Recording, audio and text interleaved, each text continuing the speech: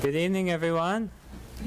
Welcome to the June 6th, 2024 Northampton City Council meeting. I'm Alex Jarrett, and as Council President, I'll be presiding this evening along with Vice President Rachel Maori. This meeting and all participating in person and on Zoom will be audio and video recorded. The meeting can also be watched on Comcast Channel 15 or by streaming on Northampton Open Media's YouTube channel. I now call the City Council to order. Would you take the roll, please? Councilor Dobbs. Here. Councilor Elkins. Okay. Here. Sorry. Okay, so maybe I'll come back to her. Councilor Jarrett. Here. Councilor Clemmer. Here. Councilor Labarge. Here. Councilor Maori. Here. Councilor Moulton. Here. Councilor Perry. Here. Councilor Rothenberg. Here. And Councilor Elkins. Are you Here. able to? Okay, Council President Quorum. Okay, thank you. Tonight's highlights include the mayor's proposed fiscal year 2025 budget and an amended budget message and proposed amendments. Many appointments, including Kevin Ross as the new building commissioner. The Spring Community Preservation Act funding requests. Orders to establish and fund a special education stabilization fund and to accept gifts from Smith College and D.A. Sullivan & Sons. An order to put a $3 million operating override on the November 5th, 2024 state election ballot, and others. So first on the agenda is public comment. And if you wish to make a public comment, you can sign up on at the sheet at the podium. If you're on Zoom, you use the raise hand feature, and the raise hand feature is in the bottom menu bar by reactions. If you are calling in by phone, you can raise your hand by hitting *9. If you're having trouble raising your virtual hand, you can turn on your video and physically raise your hand. If you want to submit a written public comment, please email it to citycouncil@northamptonma.gov, and it will be sent to all councilors and will be part of the public record. So I'll alternate between people in the room and people on Zoom. And before you begin, please state your name and your city or town for the public record. To ensure everyone has an equal opportunity to speak, the council limits comments to a maximum of 2 minutes. After 2 minutes, I will ask you to please finish your sentence. According to the council rules, we do not respond during public comment. It is your time to speak. Our rules also state that councilors and members of the public shall conduct themselves with civility and respect at all times. Your protected speech is a constitutional right and one that we ask you to wield with consideration and respect for all, and with recognition that the public space that grants you that freedom is shared equally by everyone. You may speak on any topic. It doesn't need to be an item on the agenda. If you're on Zoom, I ask that all but the council turn off your video until called upon. Only the person recognized has the floor, and all comments are to be directed to the council. We do have members with hearing accessibility concerns, so if you don't have the floor, if you could use motions rather than sound for emphasis while others are speaking. And we are ready for the first person in the room, Derek Leffert. If you could, your name and city or town, please. Welcome. Thank you. Sorry, is that red or It's green. It's green, yeah. So, Derek Leffert, Head of Government Affairs for Gateway Fiber. Just very quickly wanted to introduce ourselves. We met with some city officials earlier about our intent to begin building fiber to the home networks, fiber to the premise networks here in Northampton. We're making significant investments in Massachusetts, several $100 million of investments here in Massachusetts. I've already invested several $1 million here in Northampton alone already, and just wanted to introduce ourselves while we were in town. Had a great meeting with folks earlier. Looking forward to a continued discussion and bringing our services here to the citizens and businesses in Northampton. Thank you. Thank you. Okay. The first person on Zoom is Lisa Downing. Hi, thank you so much, councilors, for having me here tonight. My name is Lisa Downing, and I'm the director of the Forbes Library. I'm here to speak in support of the order that is being presented before City Council tonight, which requests the reprogramming of funds of just over $31,400 from surplus capital improvement projects funds from a completed project in the Academy of Music to fill a funding gap so that Forbes Library's bathroom improvement project can start. In addition to the funds in that order, Forbes Library trustees and friends will be donating $37,000 towards the project. I expect to be dropping the check off early next week, and we are requesting that the mayor bring forward an order to you on June 20th to approve the expenditure of those gift funds for the purpose of this project. My hope is that the City Council will vote to approve both orders, the one tonight and the one to come before you on June 20th. While I will let Director McCarthy speak to the challenges of the project, I would like to share the value of the project. Functioning and accessible bathrooms at Forbes Library are an essential part of our role as a public building. Our bathrooms are used thousands of times each week by library patron staff and many folks who come in specifically to use our public restrooms during our open 56 hours. Unfortunately, our bathrooms are notorious for how bad they smell because there isn't adequate ventilation. This poses both a comfort and safety issue. Additionally, our bathrooms are not currently accessible. Most of them have a threshold lip and all have heavy doors that make it difficult for patrons with mobility issues to enter easily with a wheelchair or walker, and nearly impossible to exit independently. The library has worked hard to provide an accessible facility, and the bathrooms are an important piece that needs to be fixed. This issue was identified by Stavros Center for Independent Living when they did a walkthrough back in 2016. Our planned improvements will remove the lip and add automatic door openers to fix both of these accessibility problems. I thank you for your consideration. Thank you. Gwen Agna.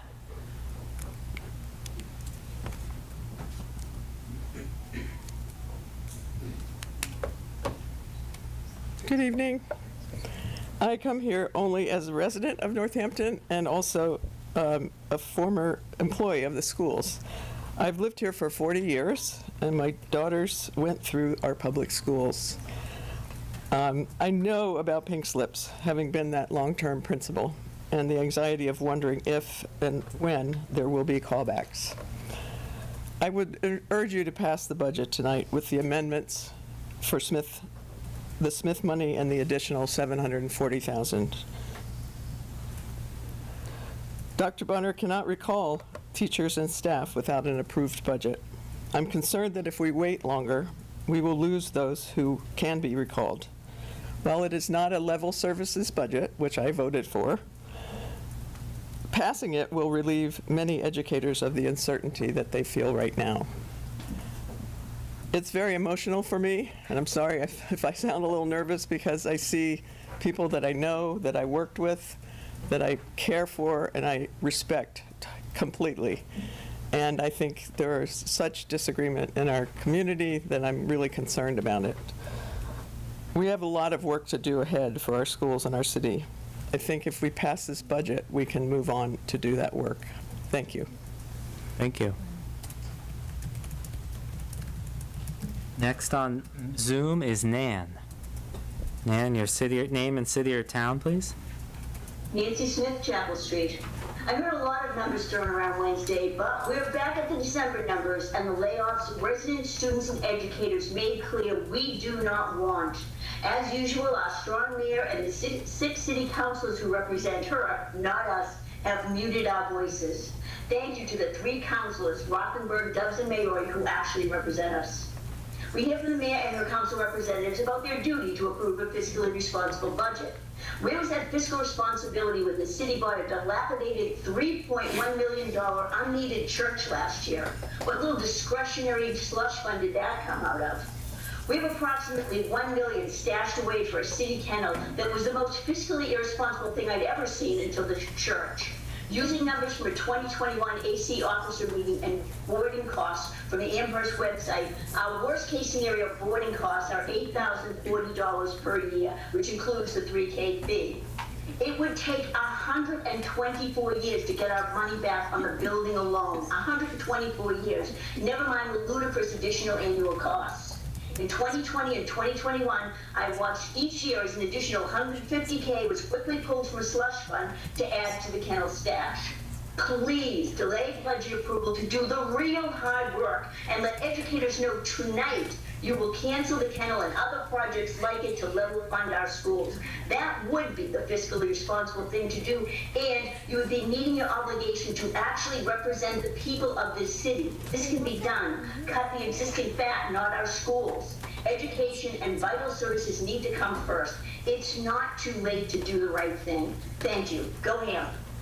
Thank you.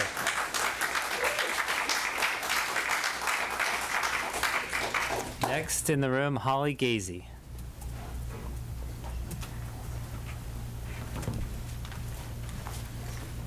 Hi, my name is Holly Gazy.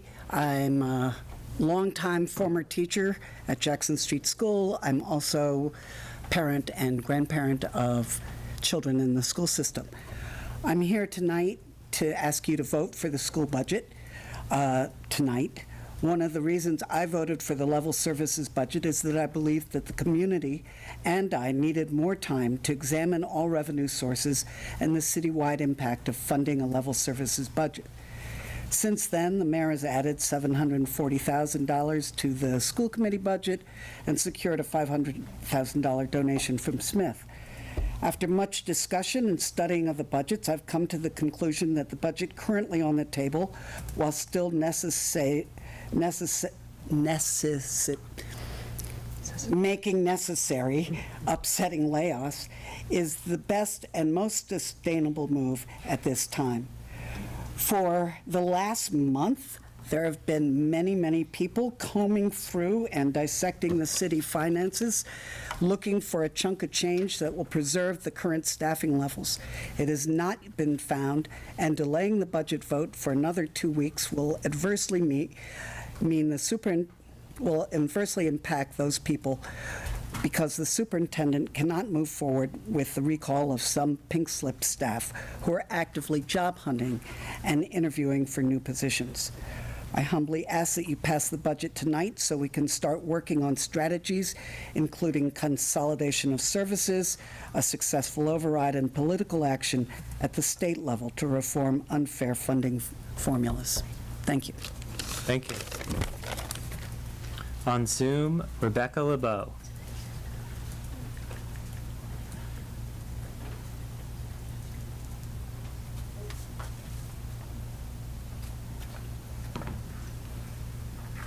Good evening. My name is Rebecca LeBeau, and I live in Chicopee. I'm currently the interim principal and will be the permanent principal next year at Ryan Road Elementary School. I wanted to speak tonight on the CPA funds for the inclusive playground for Ryan Road. By approving these funds for the inclusive playscape, you are equipping children of all abilities with inclusive environments and the skills to play together more independently. This will also allow students to feel nurtured, encouraged, respected, and active during play, both physically and socially, thereby creating a sense of community among all children. Thank you for your consideration. Thank you. Tom Riddell.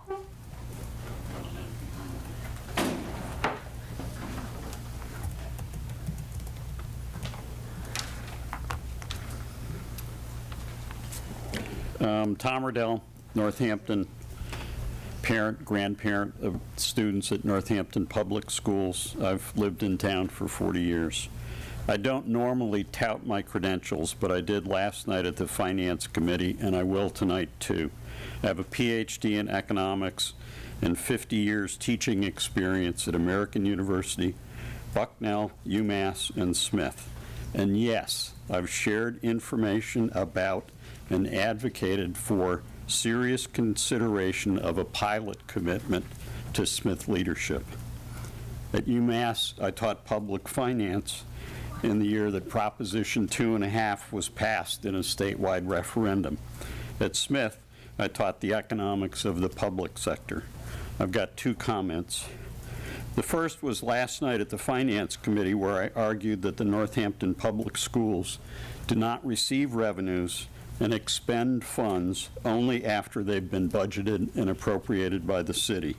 The schools do not have deficits. What the schools do have is insufficient funding. Or, put differently, they have a deficit of sufficient funding. The second comment, budgets reflect public priorities. The city's balanced budget requirement constrains choices about priorities. Choices have been made that reflect important priorities, but that discount the importance of public schools. This is not a new problem. Over the last 30 years, the schools have frequently been required to lay off staff. Last year, the mayor warned there would be issues for the school budget. Some members of the school committee and the public sounded the alarm and cautioned that the school committee, the mayor, and the city council needed to develop a process to confront this problem. But now, here we are with layoffs looming for the schools. This last bit's one sentence. Earlier this year, millions of dollars of the city's certified surplus funds were allocated to 4 stabilization funds: fiscal stability, capital projects, climate, and the general catch-all one. These were choices about priorities. The city has spent over $2 million on planning for the redesign of Main Street and more than $3 million for the purchase of the Baptist Church. Those were choices about priorities.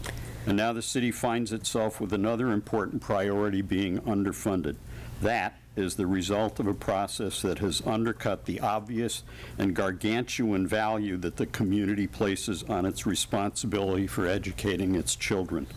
I'm sorry, I do have to ask you to end. What we have here is a failure to communicate and of will. It makes me sad, although there are other descriptors I can think of. Thank you.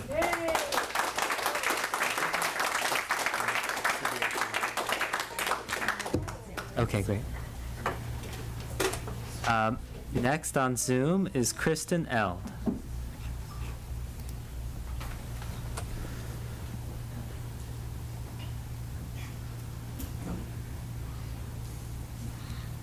Hi, I'm Kristen Elby, Ward 7 resident and parent of a 5th grader at Leeds. First, as do so many others, I continue to urge all counselors and the mayor to act in support of a level service budget for our schools. It's not too late, even if to date you've been hesitant or opposed to this full funding. Please, please do right by so many of your constituents and by public education at large, for our kids and for our collective future. Second, I'd like to address those of us parents and caregivers who are in a position to take our kids out of Northampton Public Schools should this city council and mayor fall short of giving our schools what they need to function well. Which is to say, those of us with the resources, the money, the time to send our kids to a private or charter school instead of our local public schools. To these parents and caregivers, and I count myself as one, I say, please don't go. Please stay with us. I realize the temptation may be great, but please, if you have the resources to, for example, pay for outside of school support for your kids if they're not getting what they need at NPS, don't abandon public education. Because our district needs your resources, and we need you, we need everyone to stay in the fight, to stay in this fight for better public schools, so that those in our community who aren't in a position to fight for better public schools, so that those of us in our community who aren't in a position to fight or to leave for other options can get their kids the quality education they also deserve. Public schools or equitable education can happen. Let's all keep in the fight here at the local level and, so importantly, at the state and federal levels. Thank you. Thank you. In the room, Deb and Bruce. And there are empty seats up front if anyone would like to come up. Hi there, Deb and Bruce from Northampton. First, thank you for your work. I want you to know we really appreciate you being counselors. Lisa Downing gave you a clear assessment of the library's needs, and I hope you noted the many sources of funding that we've been chasing to try to do a bathroom project. community block grant money, CPA money, friends, donations. We've been at it for a while, a couple of years actually. Yet, like many maintenance and construction projects these days, we find ourselves in a gap between the original estimate 2 years ago and today's work bids. This is the line item that you're being requested to approve. In general, Judge Forbes gifted the building to the city and stipulated that the city would be responsible for its upkeep. But that simple statement is so hard to apply. And as a new trustee, I have been amazed at the convoluted nature of the funding that runs your public library. As chair of the Building and Grounds Committee, I also add that it is no easy assignment to maintain that gorgeous building. It was constructed in the late 1800s.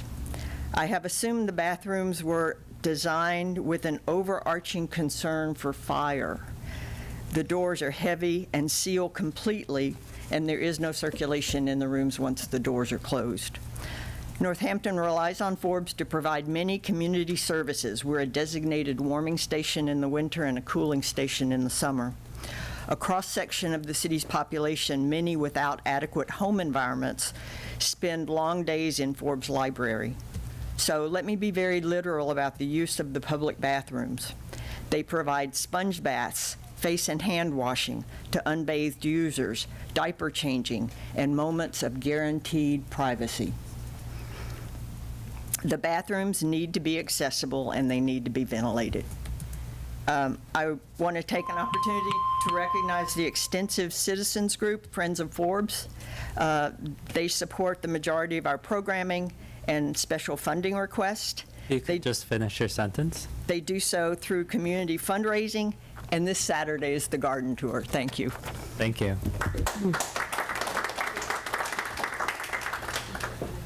Next on Zoom is Gayla.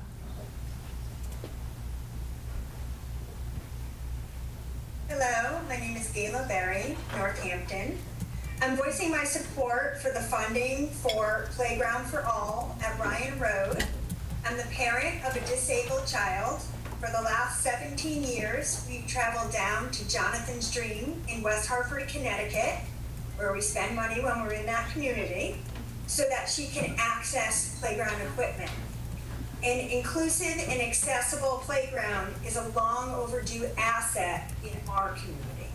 Thank you for your consideration.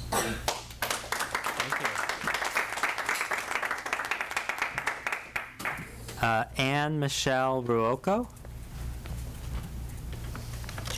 Hi, my name is Anne Michelle Ruocco. I'm a Northampton resident and newly appointed trustee of the Forbes Library and an avid user of the services it provides to its patrons. I'm here to speak about the need to renovate the restrooms in the library to improve their ventilation. As a result of the COVID-19 pandemic, we all became more educated about the need for adequate ventilation, not only to protect against COVID-19, but also against other pathogens, including chickenpox, measles, seasonal influenza, and especially in restrooms, norovirus. The Forbes Library, as you've heard, are small interior rooms within a historic building, no window, and no access to fresh air. While many businesses and institutions improve ventilation systems during the pandemic, Forbes restrooms use the old and inadequate ventilation system, last updated in 1998. An engineer has proposed to the library that the 7 Forbes restrooms can be safer indoor spaces by adding ductwork and venting restroom air to the attic. By retrofitting the ventilation systems, clean air can be delivered at sufficient levels. The plan would also allow Forbes to meet the standards issued last year by the federal government's Clean Air in Buildings Challenge. In addition, we have an opportunity to make improvements in accessibility and ventilation at the same time. Doing so will be cost-effective and minimize the construction disruption. For these reasons, I ask the council to support the transfer request on tonight's agenda of $31,408.39 to allow us to move forward with this project. Thank you. Thank you. Next on Zoom is Zadie. Your name and city or town, please. Hi there, I'm Zadie Belcher-Chappette. I live in East Hampton. I'm a worker owner of Pedal People. Just wanted to say a quick thank you to both the DPW and the mayor for consulting with our organization this week and to amend the DPW budget. to maintain the current operating hours at the Locust Street transfer station for the time being. This helps meet both our needs as a business and the needs of the community. Pedal People is looking forward to working together with the city on this issue in the future, and we believe that ample access to a municipal transfer station is a highly valuable asset to the people of Northampton. Thank you. Thank you. Joe Blumenthal. Not here? Okay, we can come back. Michael Stein. Oh, arriving at 7 p.m. There's a note. Okay, sorry to see that. Welcome. Thank you. I'll try to be quick and brief. I know it's only 2 minutes. I want to say yes to the Forbes bathroom and yes to the playground. Please vote for those. I also just want to sort of express my frustration at the seeming concern now for educators not knowing when they're going to be laid off or not. It has not been expressed throughout this entire process. And it seems very convenient to end the conversation by saying that's why we should vote tonight. School committee has not even gotten a presentation on what the cuts are going to be. And I don't think you all should vote for a budget where you don't understand what you're actually voting for. Next week, we're going to have 2 meetings where hopefully we'll get some clarity. But I ask you to wait until then. I'd also say do not create a special education stabilization fund. It's like buying an extended car warranty when you can't afford your car payment. It makes absolutely no sense in this moment, and that money should go towards this budget. So it's a great idea. It's just now is not the time for it. It makes no sense. Can only spend for unanticipated and unbudgeted costs. So I don't know how we're going to use $200,000 when we don't have those. It's ridiculous. I also am just so frustrated that we're endlessly lectured about fiscal responsibility. What has been noted earlier, we spent $3 million on a dilapidated building to house a department that's 50% grant funded that can't do the work it was set up to do. And there's no plan on how much it's going to cost or where we're going to get the money to renovate it. And yet we're irresponsible and we need to take cuts. It's morally unacceptable. I hope next year's budget is the last budget this mayor has a chance to put forward. And I urge anyone who doesn't like what they're seeing on the council, on the school committee, or in the mayor's administration to run for office, recruit your friends, get ready because there's a contract fight coming up. There's another budget that's going to be coming up, and it doesn't end today. And this compromise, if we want to call it that, is the bare legal minimum that's required to run our schools. And it's morally reprehensible. Thank you.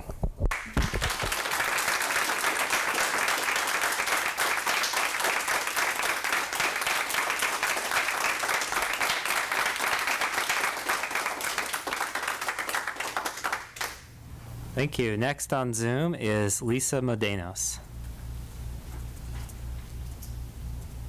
Thank you, Lisa Modenos of Florence, Mass. As was stated so eloquently in yesterday's meeting and again tonight by Tom, the school departments in Northampton don't have a deficit. They put a request out to the mayor for funding, it was denied. That's not a deficit, that's an unfunded request. Language is important, and language can be manipulated. The language of scarcity, revenue, expenditures, deficit, and budget has dominated the city council and mayor's narratives, with rarely a mention of children, students, teachers, paraprofessionals, and education. Our schools have been dehumanized in the city council and mayor's narratives. NACE and community members have rehumanized our schools in the last few weeks of organizing and reminded us all that there is enough to go around. And now we hear from some that this latest budget should be pushed through to be humane to those educators. How profoundly disingenuous. Language is important. The language of scarcity and the refusal to use one-time funds because of some potential for future deficit have been weaponized in the last few months, throwing these educators under the bus. These are people whose livelihoods have been potentially severed and whose labor and love in our schools will be greatly missed and not replaced, leaving our students with the biggest deficit, especially our most vulnerable children who rely on our public schools every single day for a range of supports and resources. This is an equity issue in Northampton. Delay the budget, fight for a level service budget. And to quote Nan from before, cut the existing fat, not our schools. Thank you.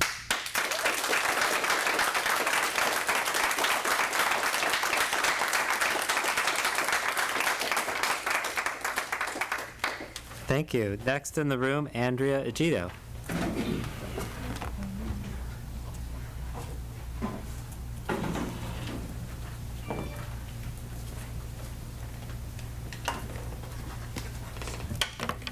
I'm Andrea Agito, the president of the Northampton Association of School Employees. There was a sign out front with the 100 people that stood in front of our city hall that said, "Are we really doing this again?" Our children, our caregivers, our staff are tired of having to fight for the bare minimum. We are not wasting money in our schools. We're not sitting around and being fiscally irresponsible. And I have a problem with a mayor who gets up each and every time and scolds us like petulant children to say that we're being wasteful. We are taking care of and loving the children of this city every single day. Last week, I was here till almost midnight, and then I got up and went to work to educate 19 5-year-olds. That's what every single person in this room is doing every time we have to come out. And people ask me, why is the mayor and her staff putting money into these funds, spending money on a dilapidated church that's been empty for 30 years from a criminal? Why are they doing that? And I realized that I heard it during the budget hearings when one of our directors said, it's putting Northampton on the map, right? This resiliency hub, this department that we can't afford to fund, it's getting us known nationally. So it's all about the show, but it's not about our children. I am very much in favor of social justice and helping those in need. However, those in need right now are the children of Northampton. Those in need right now are the staff members who give their life and their blood to those children every single day. So I will ask you to find the money, and it doesn't have to come out of one-time stabilization. As we have seen, we have the revenue. If you could finish your Budget it sentence. appropriately. I am finishing. Budget that money appropriately in the revenue that is coming into this city. Don't waste it on things that are just going to be for show.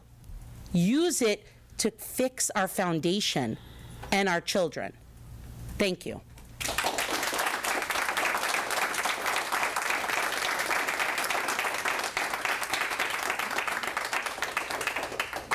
Thank you. Next on Zoom is Liz Bowen.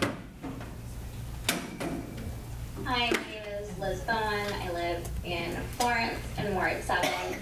I teach 4th grade at Leeds, and I am the mother of a 1st grader and a 4th grader at Leeds. I've watched many budget meetings over the years. I was familiar with the stabilization fund, free cash, etc. before this budget season. There have been years where I was one of only 2 people who didn't have to be at the City Council School Committee joint meeting kicking off budget season for their job. I can read a budget book. I say this because I want to emphasize that I know what I'm talking about when I say that the use of varying percentages to discuss this budget has been intentionally confusing. I asked the committee to use actual hard numbers when they're discussing the school budget. If you plan to add $700,000, say that. If you actually understand what you're talking about and you aren't trying to mislead your constituents, use the dollar amounts. Tonight I'd ask the committee what their plan is for the expenses that will be created by the mayor's cuts. Because less than a full gut job is still significant cuts. When the increases in special education costs eat up the savings, what is the plan? When no money miraculously appears from the state, what is the plan? When the cost of ethically and effectively running a school system continues to outpace what the mayor is willing to allocate, what is your plan? Because the school system can't make that plan for you. We are running on a skeleton crew as it is. There's no fat to trim. We are already doing more with less. So what's the plan? The city is going to have to allocate the funds. The state's standards for how much you can get away with, it's no longer going to let the school system do what it did during the Narkowitz administration to make ends meet. The lawsuits will be more expensive than the cuts. And on behalf of some pink-slipped colleagues who are not comfortable with public speaking, the idea that taking 2 weeks to try to figure this mess out The idea that taking 2 weeks to try and figure this out That was time, if you could finish your sentence. is disrespectful to teachers, is bizarre and condescending. Many all-caps text messages were sent in reaction to this ridiculous assertion. But I don't expect any of you to listen to that. You've already made it very clear that teachers' opinions are not respected by the City Council. Thank you.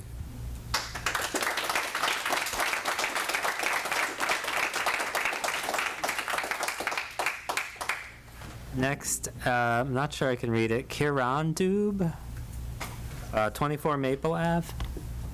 Sorry for butchering your name. Oh, it's fine.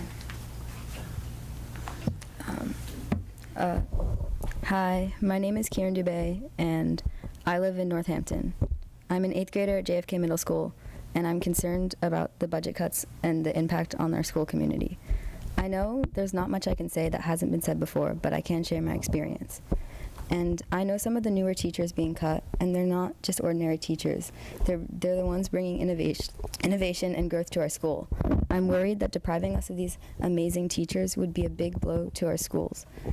Their creativity, energy, and passion and connections with students have been transformative, and I can't imagine what school would be like without them. Without these teachers, and with classes being much larger, I'm worried that students won't get the personal attention they need to learn and truly thrive. I understand that it's hard to plan a budget that satisfies everyone, but I sincerely hope that you would pass any alternative budgets or strategies that can support our schools, because we, the students, are the future, and our teachers are essential to guiding the course of our lives. Thank you for your time.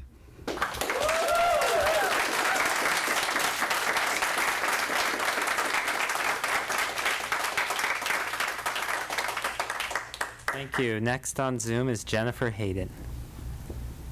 Good evening, everyone. I wasn't planning on speaking tonight, but And your city or town, please? Oh, sorry. Jennifer Hayden, Florence, Ward 7. I wasn't planning on speaking tonight, and I don't have anything prepared, but I just wanted to make sure that my voice was heard. I was one of the teachers at JFK that was bumped and pink slipped. I don't think 2 more weeks to wait is much to ask when we were told on May 1st that my position was going to be terminated. Terminated. They used the word terminated. Like, I have no feeling, I have no family, I have nothing. We've been waiting this long. What is 2 more weeks? I urge you to delay the vote 2 more weeks, and I'm urging you to please look at the numbers. Where are the numbers? Where are we overspending? You know, there's got to be a way. If the youth is the future, there's got to be a way, because what people have said earlier, we're going to be losing amazing staff members. We're going to be losing amazing families that have other ways of, you know, sending their kids to other schools. Is that what we really want for Northampton?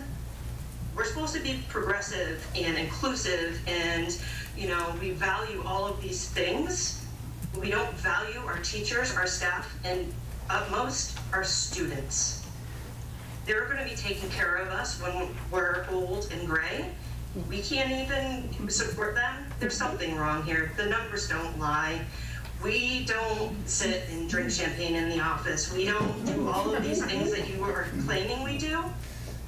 But I invite you to come in to go to an IEP meeting, get ready for an IEP meeting, do progress notes and grade and all this stuff while taking care of our most vulnerable youth. We have a new IEP coming out this summer. How are we going to do that with less teachers? Trainings have been cut. How are we going to be able to learn new programs? I'm just very concerned. So as one of the pink slip teachers, we need to do better. We have to do better. Thank you. Thank you.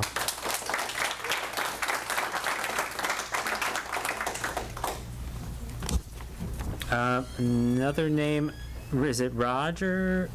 It's 28 Gleason Road. Welcome. Hello, Joseph Leslie, Northampton, Ward 1. I'm in 8th grade at JFK Middle School, and this year I've had some of the best teachers that I think I've ever had in my life, and almost all of them have been new, and almost all of them are going to be cut. And that, it makes me terrified, honestly, that I might be part of the last class that will get to have these teachers who have made me learn so much.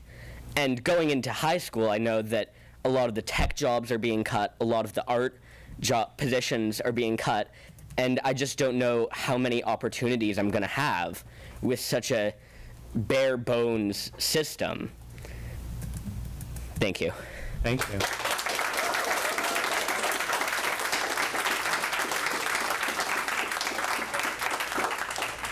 Next on Zoom, Dan Kennedy. Hello, everybody. Dan Kennedy for Northampton. I will keep this fairly short. I think everyone else has made excellent points, and oftentimes they're more articulate than I am. But what I think is important to note is that it still seems like schools are struggling. I mean, I know many teachers in Northampton Public Schools who are running Amazon wish lists. They're asking their friends and family for donations. They spend their own money, so if they get a raise, their money goes right back into their classrooms. That bathrooms aren't open because of understaffing. I've never heard a teacher or any school employee say, wow, I have so much free time. Instead, they're giving their time to cover, multitask, to complete their own work, and they're really struggling. And so I'm trying to figure out what will be cut, or what will happen to those teachers when they don't have the funding that they need, even to do what they're doing now, right? We're talking about level services. The level services are barely the minimum. I'm still trying to figure out even what the budgets are. One thing that I will say is I respect the mayor's ability to find more and more funding, including what seems like additional funding that will be presented tonight. We are so close to level service funding, and I'm hopeful that a few additional days will give her the time to make that happen. So I would say, please do not vote for this budget tonight. Please push that back. And let her know that you have the same faith in her ability to find those funds and bring her the time to make it happen. And for each counselor, if you feel like you must vote yes, and I really wouldn't understand how you could at this point, but please only vote for the budget if you are absolutely sure that you can answer the following questions. How much money is missing from the school budgets? Which specific jobs are being cut, and what were their responsibilities? What services will not be available to students? And how many employees will be asked to perform a second, a third, maybe even a fourth job to keep the minimum going? Please give yourselves time to find out those answers, and please vote accordingly. Thank you. Thank you.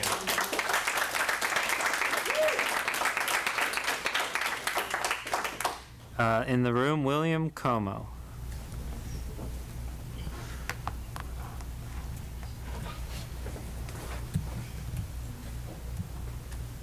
William Como. I live in Ward 5 in Florence.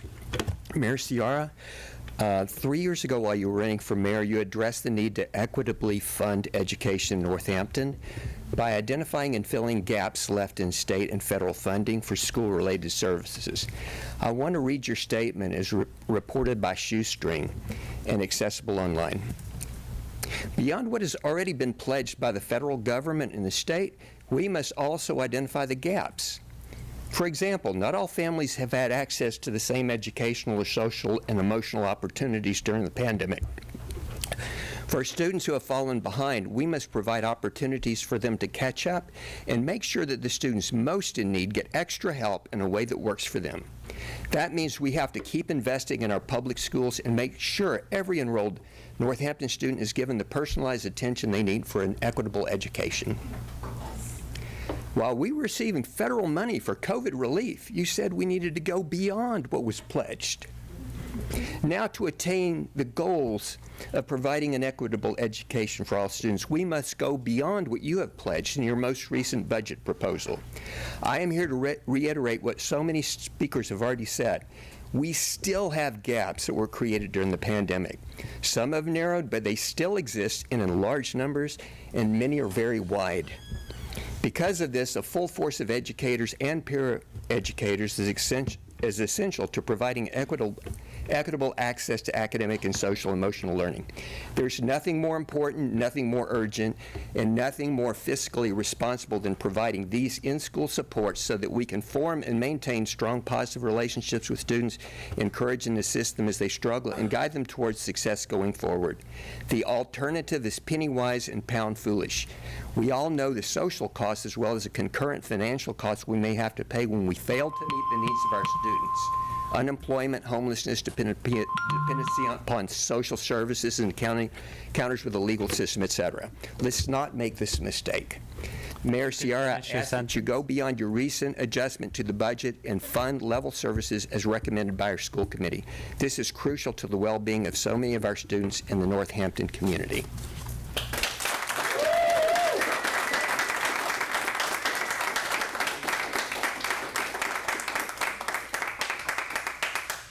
Thank you. Next on Zoom is Isabel Miller.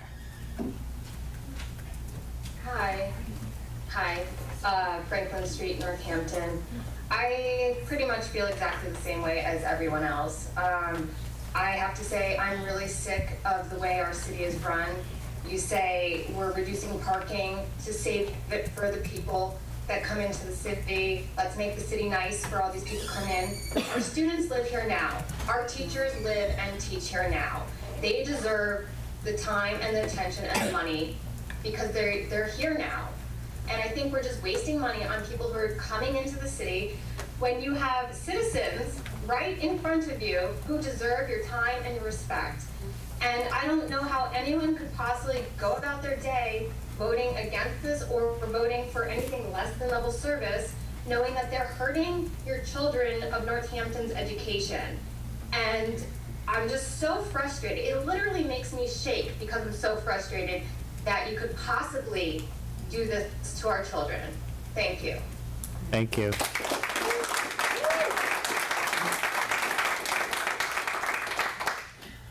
Emily DiMartino. Hi, good evening. My name's Emily DiMartino. I use they and them pronouns. I live in Ward 4. I'm the parent of a Bridge Street kindergartner and a graduate of public schools, proud graduate of public schools. Our school budget is $2 million short of level services. I'm proud tonight to speak in support of our public schools, of our amazing teachers and school employees. They do absolutely exceptional work in some of the most important jobs in our community. I've been really disappointed to attend hours of city council meetings and listen to the mayor and the superintendent chastise them. Before their most recent contract, our school employees had the lowest wages in the Commonwealth when compared with districts of our size and remain dramatically underpaid for the work they do.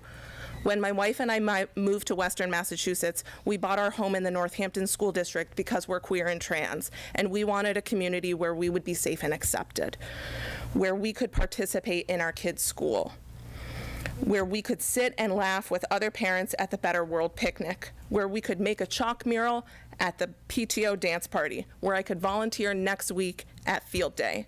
We have been so lucky to join the community at Bridge Street and to hear the mayor describe the desperate public outcry as a moving experience to the Hampshire Gazette. While she defunds our schools, it just doesn't sit right with me.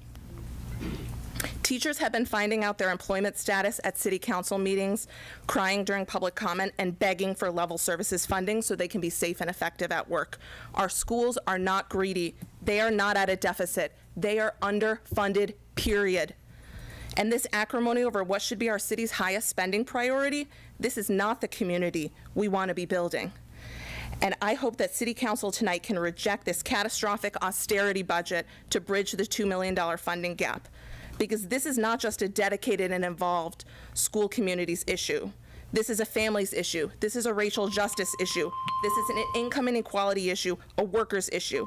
And we have a strong coalition of constituents and voters, and we are here watching you, hundreds of people on Zoom week after week, asking you to have the courage to do the right thing and pass a level services budget for our schools. Thank you.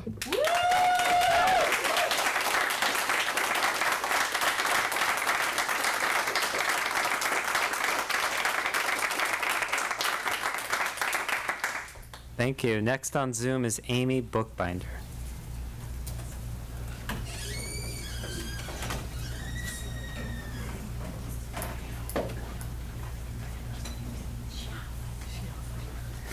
Amy, are you able to? Looks like she we just lost left. Amy. Okay. Oh, hopefully you can come back. And in the meantime, Mariatha Wallace.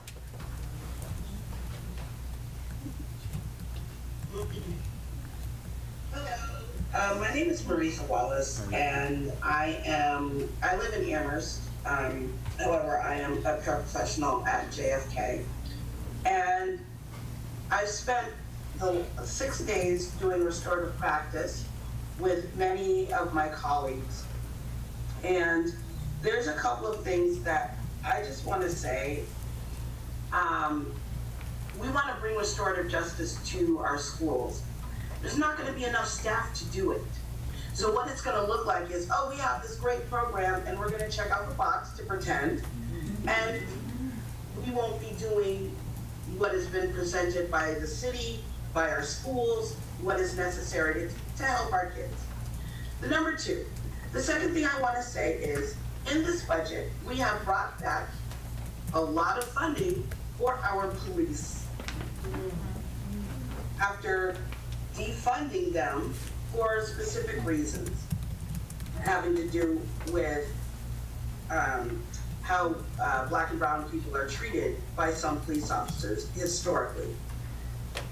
Going to that is, if you overgive to police officers and you underfund schools, what you are setting up is the school to prison pipeline. And I don't know if you understand exactly how detrimental that is to the black and brown community. It breaks up families. It gives, it doesn't help. It doesn't set up supports for our students in school. So when you look at this, this is a systemic issue. And when you are looking at it and you are overfunding one and underfunding another, what you have are racist principles. I'm not calling anybody racist. What I'm saying is the system, unless you are fighting against it, is going to hold us captive. And I don't know if you really understand the school to prison pipeline and exactly how dangerous it is. That was time. If you could finish your sentence. The last thing I want to say is I've watched teachers come up, students, and to be honest with you, I don't think you really care. I don't. So I'm hoping that you will not vote through the budget today. Thank you so much and have a pleasant evening.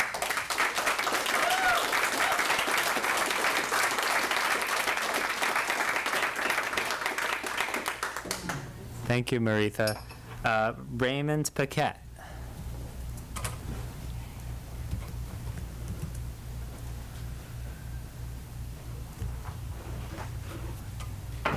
Welcome. Thank you. So yeah, I'm Raymond Paquette, Ward 4, Black Birch Trail.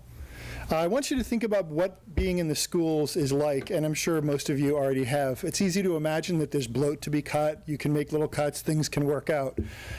But you reach a point where there's nothing to cut. Other people have already said that. So just consider that, right? You can always sort of squeeze, but then at a certain point you squeeze and you're done squeezing. I did my student teaching at Northampton High School. I've always wanted to teach at Northampton High School. Now I teach high school math at Northampton High School. I'd like to stay. I'm told I have 8 more days. So that's that. My classes average 27 students. That's with 9 math teachers right now. So cut a math teacher, you've got 8. That averages out to over 30 students in the math class. A third of my students approximately have IEPs, individualized education plans, or 504 plans. So they require services, extra services. They have extra needs. I have many students who are ready to leap ahead, many students who are struggling to keep up, many students who don't have the prerequisite skills to be in high school math, period. That's all in one classroom. Classroom's not unusual. I work with one excellent instructional assistant. She's amazing. She was an MD in her previous life. She's amazing. She's not enough. She's regularly pulled out of the room to sub, to cover classes, to cover a class so a teacher can go to a meeting. So often I'm in the room myself with this large group of students who need way more than I can provide, and I'm good. right? I'm good. So, excellent public education, that's one of the things that makes Northampton good. Investing in it is good in financial terms. You want to save the town, you want to keep it good, pay for education. It's also the right thing to do in human terms, right? We care about people, right? So care about their education. We've got the funds, at least to fix the current crisis while we figure out what to do next. Please reject the mayor's budget if she's not going to fund public schools to at least level services, if not more. Thank you.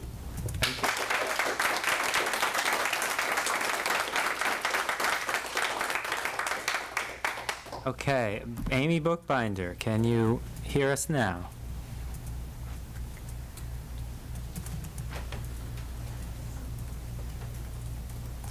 I'm asking you to unmute.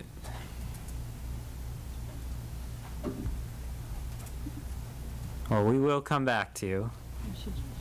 Oh, no? No, she's still muted. Okay. We'll come back to you. Yael. Your name and city or town, please.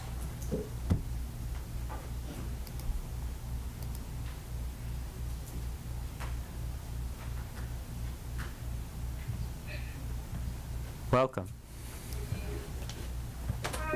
Hi, I'm Yael Berniker. I live in Ward 3. I'm in 5th grade at Bridge Street School, and I'll go to JFK next year. I'm in the middle of a class that can't focus on the actual learning. It's so loud in there. I can't focus on anything, and neither can the rest of the class. We're already running out of staff, and we're gonna lose more. There are multiple students in my class that have ADHD and autism. There are kids in my class who don't have ADHD or autism but still can't focus on anything because of the disruption in the class. Thank you. Thank you.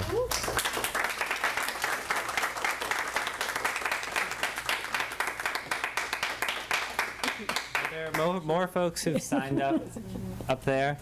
Would someone bring me that one? Oh,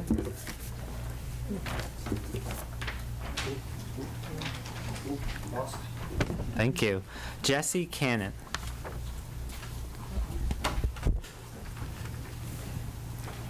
Hi, my name is Jessie Cannon, and I'm in 6th grade at JFK Middle School. Today, I would like to talk about the budget. I had separation anxiety in 1st and 2nd grade, and there was always this one teacher, Miss Paul. She would always help me leave my mom to go to school. I can imagine I'm not the only one that had and will have that problem. What would happen to other kids if you cut ESPs and teachers and anybody in the schools like her? She made such a difference in my life. I still keep in touch with her to this day. Please vote on a sustainable budget. Thank you.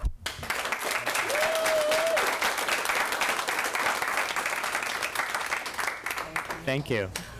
And now Amy is unmuted. Amy Bookbinder, welcome. Thank you. Sorry about the mess up. Somebody actually called me. She called my name. So I'm going to try again. I live in Ward 7, and I'm here tonight because my grandchildren will be starting school at the Leeds Elementary and JFK this fall, and I want to urge you to protect their educational experience, our great teachers and support staff's jobs, and all of our students, especially our most vulnerable. With a positive recommendation from the Finance Committee to pass the proposed amended budget tonight, you have a serious decision to make. Will you rush a vote through tonight or use the time left until June 30th to thoroughly and thoughtfully do your jobs to find a better solution to level fund our schools? I regret having to say the following, but I was shocked and disheartened to hear a counselor at last night's meeting say it would be humane to vote on the budget tonight rather than give this issue more time, out of concern for those slated to lose their jobs. I must say I found that a highly offensive, if not Orwellian, argument for voting tonight instead of postponing your vote. and I know many felt the same way. Counselors, have you asked those impacted if they'd rather be told they're fired now, or have you worked hard in the time left to find a way to keep their jobs? We appreciate your concern, but we need your hard work to solve the difficult but solvable problem while you still can. That would be humane. This crisis is in your hands now. Don't give in and don't give up. Postpone your vote tonight in order to keep working together to find a better solution to our struggle to level fund our schools. You can do this. Thank you.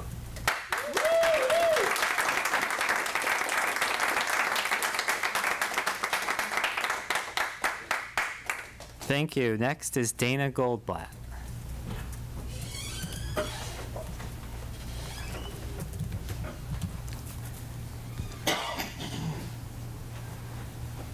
Welcome. Thank you. Dana Goldblatt, Ward 3, Northampton.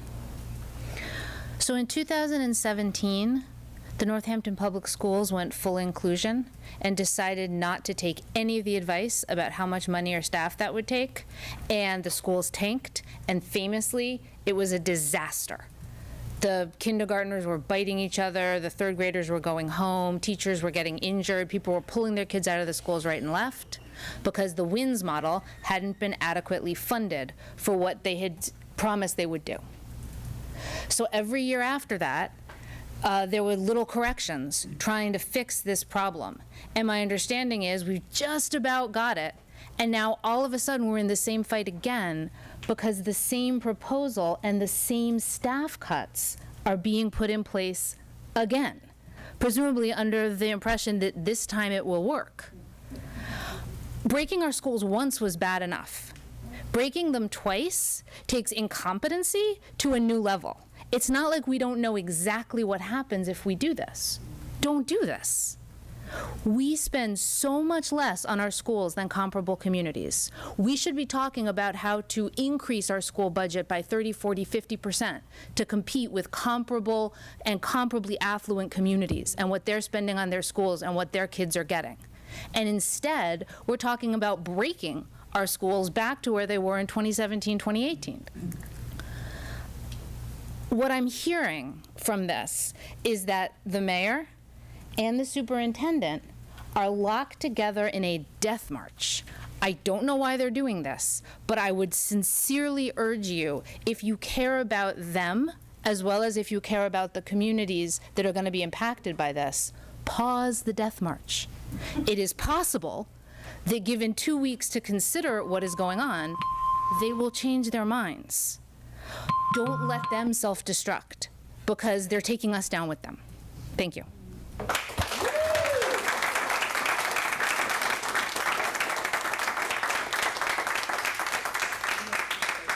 Thank you. Next on Zoom is Irida.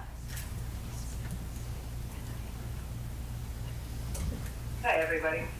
I'm trying to start the video. So I didn't have a speech ready. Can you hear me okay? Yep, your name and city or town, please.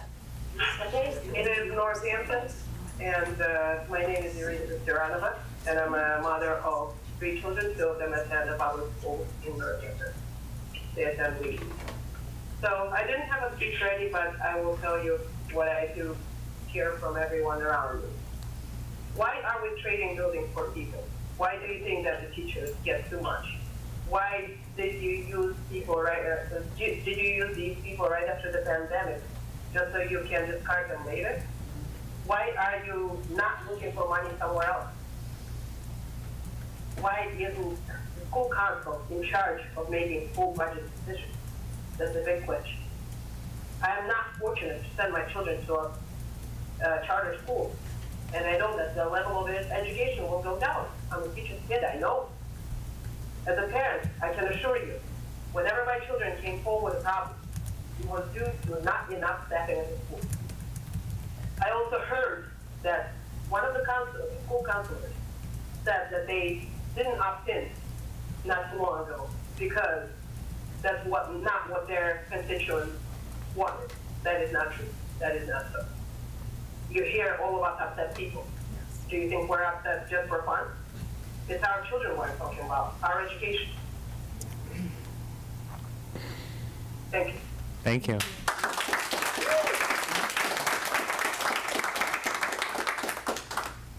Annie Wood.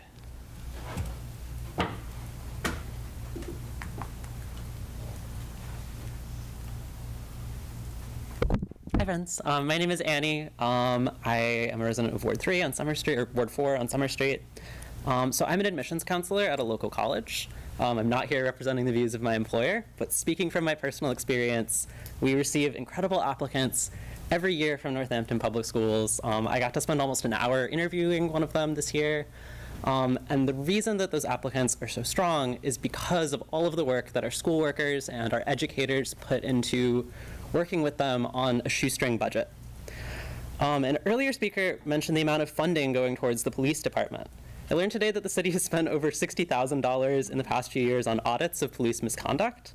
We should all be afraid of a world where we invest in policing our students but not in educating them, and that is the world where the mayor's budget is driving us towards. Toward that end, I'm asking you to wait 2 weeks, pass a level services budget with no reductions in staffing that serves our teachers, our students, and our communities. Thank you.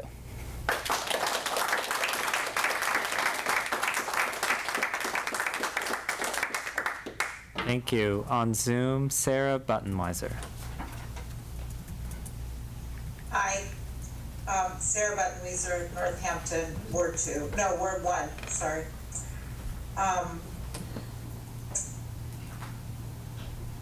Okay. We hear from students and teachers, including tonight, how important everyone is in the buildings. The work of caring for young people is expensive, and it is also life-saving. I think 2 weeks to see whether and how we can create level funding is worth taking the time and finding the money. Thank you.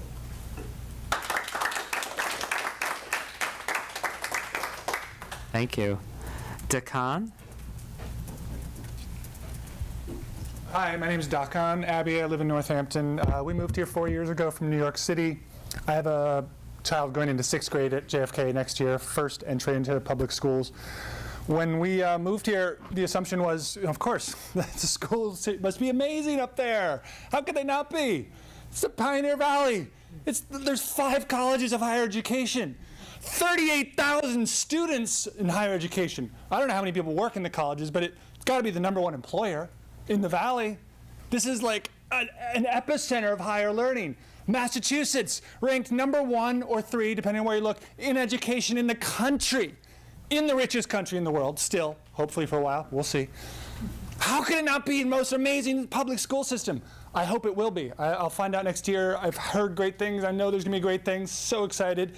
But then when I see the paper a couple weeks ago, and it's not the first time, but I'm not really 100% paying attention to it, I'm like, whoa, budget fights over public education. Whoa, what are you kidding? No, you gotta be kidding me. They gotta be fighting over how much money to throw at schools. This is freaking Northampton. This is the Pioneer Valley. This is an educational epicenter, and we're talking about budget cuts? Where are we? Freaking Iowa? Louisiana? Mississippi? I'm sorry, look at the bottom. I'm probably not Iowa. I'm talking Mississippi, Alabama.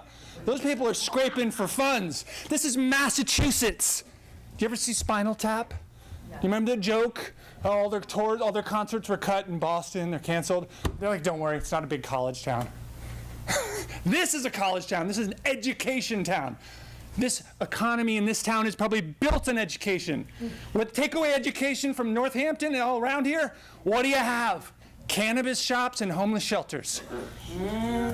Education should be funded to the max. Look for the money. I don't care about potholes. Give me I'll drive through a pothole to deliver my kid to school. Don't build the building up there that was purchased. Yeah, stupid. Advertise to all the homeless people to come here, have a place to take care of all your needs. I get it. We're all compassionate. I care about people in need. Our children are the future. Children are the future, and that's all that matters. Thank you.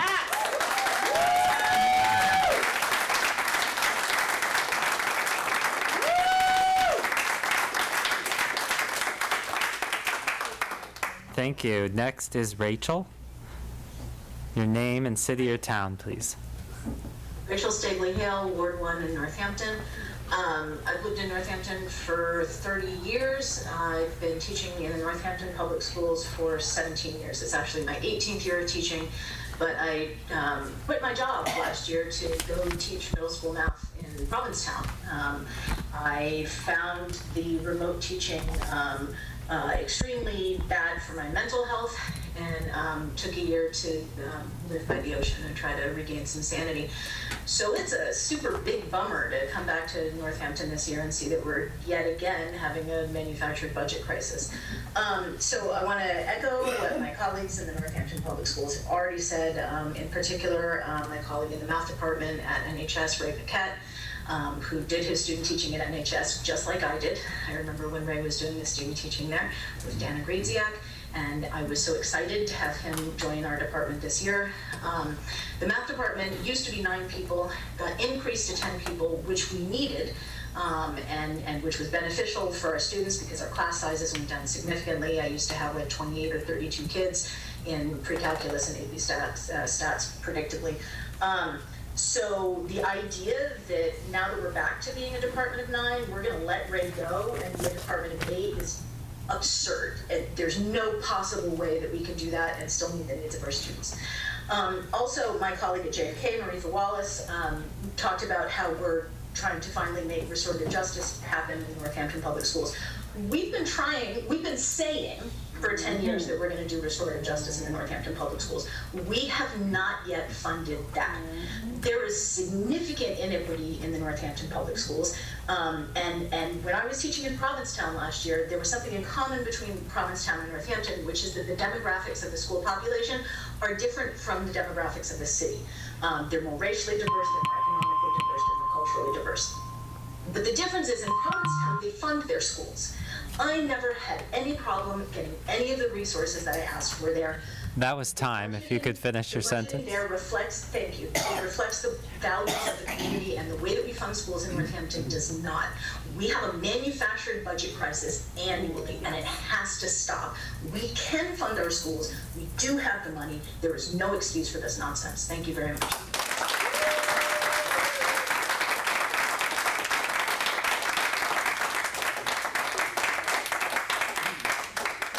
Thank you. In the room, Brett. Your name and city or town, please. Hi, my name is Brett Belcastro, resident of Ward 3 here in Northampton. In a much better world, I would be here to speak in favor of a massively increased school budget for Northampton. It's our commitment in Massachusetts to our educational system, and more importantly, to the education workers who make that possible, that makes me proud to live here. As it is, I came here to speak in support of level funding with no reduction in staffing for this year. I just have to say how disappointing it is for me as a resident to have to come back here and be fighting for this again. My friends and neighbors are educators. I'm a beneficiary of their work. From where I stand as a resident interacting every day with the educators, students, and workers who benefit from these schools, the sacrifice that even a minor reduction in funding and staffing entails is staggering. And for what in return? It is disappointing enough that this city always finds money for its police before securing a future for its schools. At the absolute least, the bare minimum that we should expect from our government is the ability to maintain the funding and keep these jobs. I regret that this is the only option in front of us, but the only acceptable option for us as residents is for a level budget with no reduction in funding, with no reduction in staffing for this year. Thank you.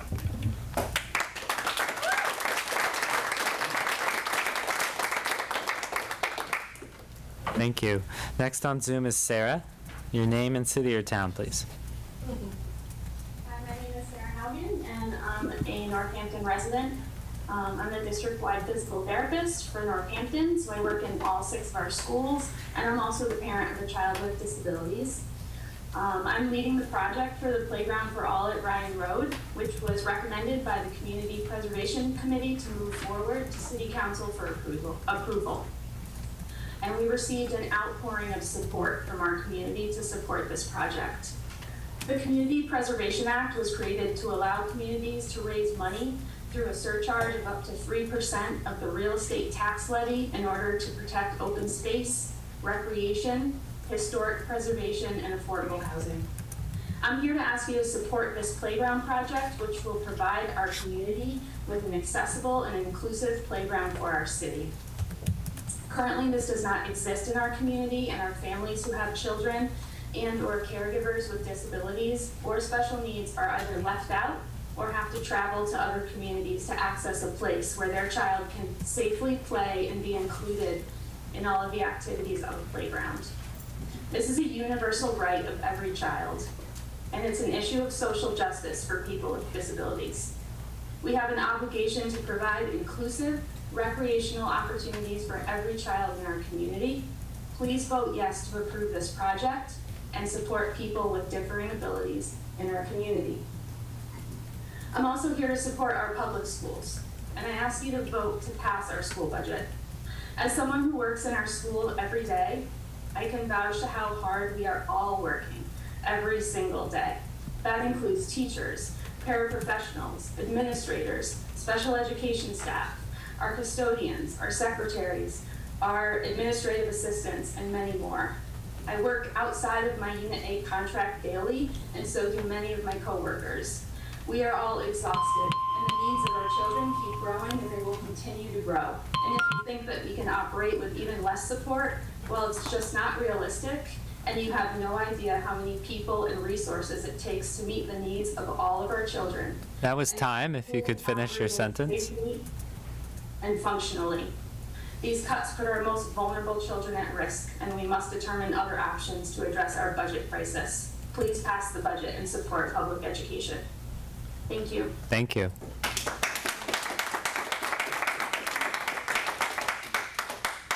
Michelle? My name is Michele Ronco, Ward 1. As it has been already said, I would like to reinforce the concept that schools don't have a deficit, but really only the town has a deficit. It would be like me telling my son, you have a deficit with me because you don't pay me rent. It's just ridiculous. I would like to underline also the disservice done to the employees of Northampton Public School by defunding our school by $3 million below what the superintendent originally proposed in December, leading to excessive pink slips and created uncertainty. What do you think a teacher can teach the kids without knowing whether they have a job or not? It's a disservice to them and the kids. On top of that, we also defund by $2 million from what the school committee asked for. And I also would like to point out the disservice the budget is doing to the citizens, because you are defunding the school, cutting service, asking for more money for 2.5 proposition, the proposition 2.5, and it's fine asking for more money, but you can't cut services. It's just a disservice. And the beauty of democracy is that the citizen will remember what you stand for and what you will vote for. Okay? Thank you.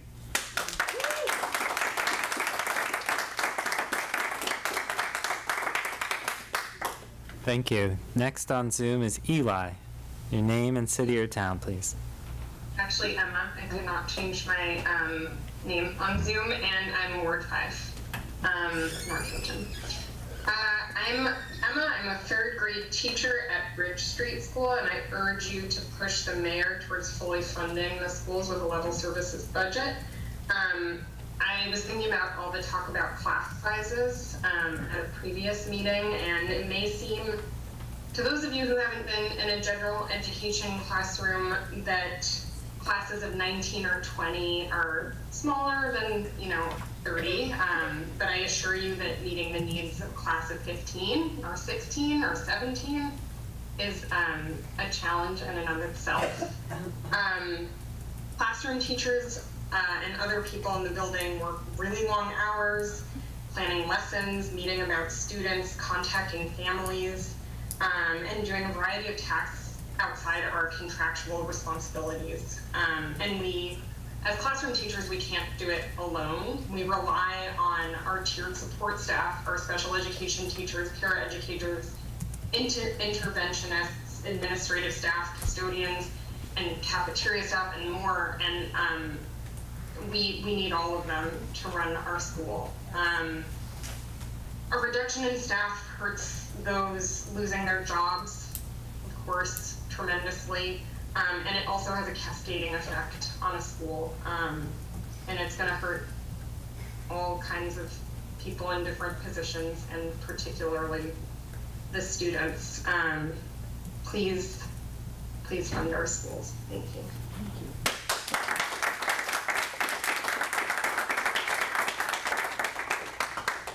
Thank you. Just circling back, Joe Blumenthal? Still not arrived. Okay.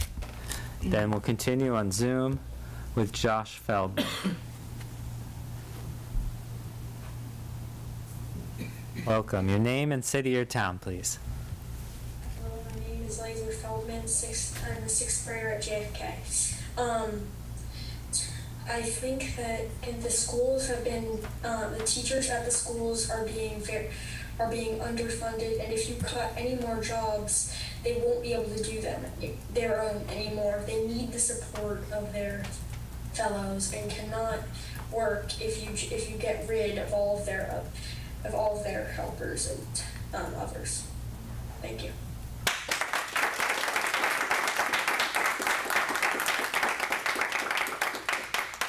Thank you.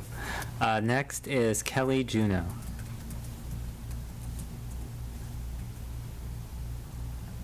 Sorry, my video is, okay, my video's not working at all. Is that Nope. okay? Yes, absolutely. No worries. Your name and city or town, please. Okay, my name is Kelly Juneau and I live in East Hampton. I'm speaking today as a third grade teacher at Bridge Street School. I think schools are this kind of an infinitely complex place, and I think even if you visited us for a day or a couple days, it would be hard to kind of get a sense of the complexity of the things that happen in the classroom. I just wanted to respond to a couple of comments that I've heard over the past couple of weeks about how we're going to accommodate these cuts and like how this is all going to work out. There's been a suggestion about how we're going to differentiate instruction for learning, for different levels of learning, by doing different stations and rotations. In a general ed classroom, just to give you a sense of like what that looks like, I often can't even run a small group without getting up 5 or 6 times to deal with a fight in the classroom, to deal with a kid climbing on the vent, to deal with a kid wandering around visiting their friends. And this is with very well-established routines and norms. The kids have an enormous amount of needs. And so me, myself, running a group sometimes works, but the reality is that most kids are not able to be independent. I often rely on calling somebody to take a kid for a break. And I will call Mr. Dan, our BCBA, or Brittany, one of our tiered support specialists whose position is getting cut. And a break makes all the difference for them in terms of being able to come back in the classroom and actually be able to work, and at which time I'm able to teach other students. I've had the experience of having a kid with a one-on-one whose one-on-one was out. There's literally nobody else in the building to help me, and I spend the whole day being that child's one-on-one because they cannot function on their own. That was time, if you could finish your sentence. Okay, just essentially to sum up that the needs are enormous, and the kids have changed so much, and school has not changed, and the staff you are cutting are essentially the correctives for an obsolete system. Thank you.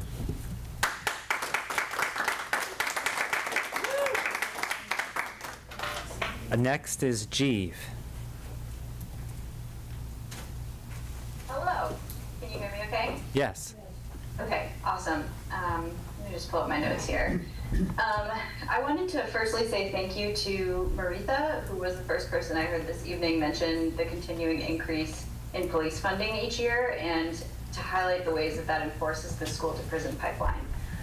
I would like to emphasize the importance of that connection, especially when paired with insufficient funding for schools, and remind the counselors that appropriate school funding is a racial justice issue, and I would encourage you to consider that when making your decisions about the budget.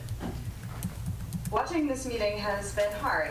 It's disappointing isn't a strong enough word to express how it feels to see children begging our government for adequate funding for their schools. The fact that we're putting them in that position is pretty appalling, and especially when the police budget is almost $7 million this year.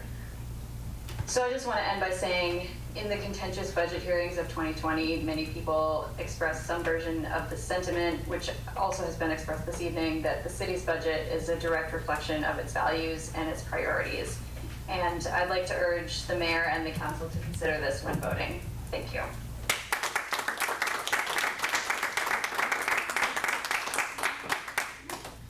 Thank you. Next is Kara. Hi, thanks, Alex. Kara McLaughlin, I'm in Ward 7 in Florence on Spring Street. I'm calling on behalf of my 4th grader who goes to Leeds, who's been receiving services since 1st grade during the pandemic. And she's been very behind in reading and math both for the last several years. And last year she was able to catch up, or this year she was able to catch up in reading and is finally not restarting services because she can actually read and enjoys reading, loves Bonnie Burke, the interventionist, who is responsible for her being so successful. Kate Natali is the interventionist, the math interventionist. She's not receiving this year because there's not enough money currently for math interventions, which she would be receiving. Layla's very behind on her MCAS. Layla's very behind in math in general.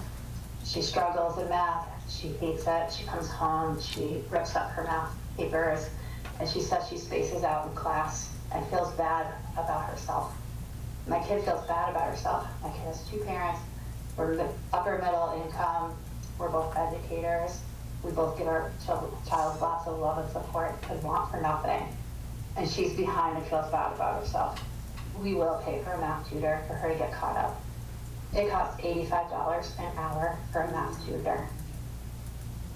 That by itself, when we don't have those services for low-income students who are on IEP, we're just in general low-income or Black and brown students. It's a form of systemic racism if we're not going to put our money towards those services. And behavior interventionists are the ones who keep our schools together. They're glue. Without the behavior interventionists, things fall apart.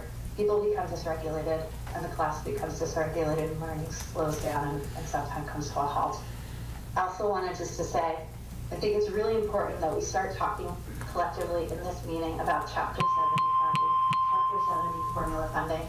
I think we should all be putting our efforts in this room. Anybody that's written, anybody that's spoken, should be talking to the supporting Joe Comerford and the state legislators to change, and Secretary Tutwiler to change our funding source, so we're not. That was time.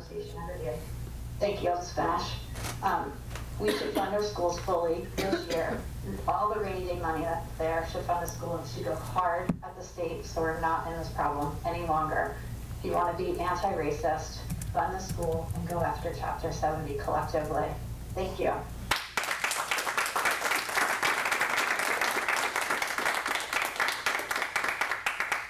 Thank you. Next is Connell. Hello, my name is Connell Hetty, Northampton resident, Ward 2. Just wanted to say, like some other people have expressed tonight, it's really unreal that the conversation here is trying to ask for level funding. Level funding is the bare minimum expectation.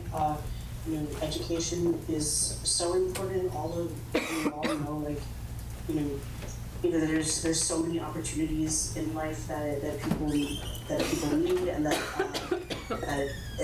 the work world is so competitive now. Like, and especially like math teachers, like Raymond, like, anyone who's, trying to get into any sort of STEM field, like any production in math, it's going to send everyone who can to like school choice or private schools, like whatever resources they have. It's really unacceptable. Please do not take this vote tonight. Like, do what you need to do. And we need at minimum level funding for the schools. Thank you.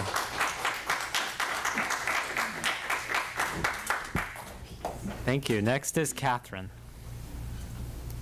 Hi, I'm Catherine Sabini, Ward 3 in Northampton. As others have said, underfunding our schools is a racial justice and a disability justice issue. Over the past 6.5 years, my son's been in Northampton Public Schools. Title I special ed teachers and classroom teachers have helped him get through this system, a system that's not designed for neurodivergent students, students with disabilities, or students with mental health issues.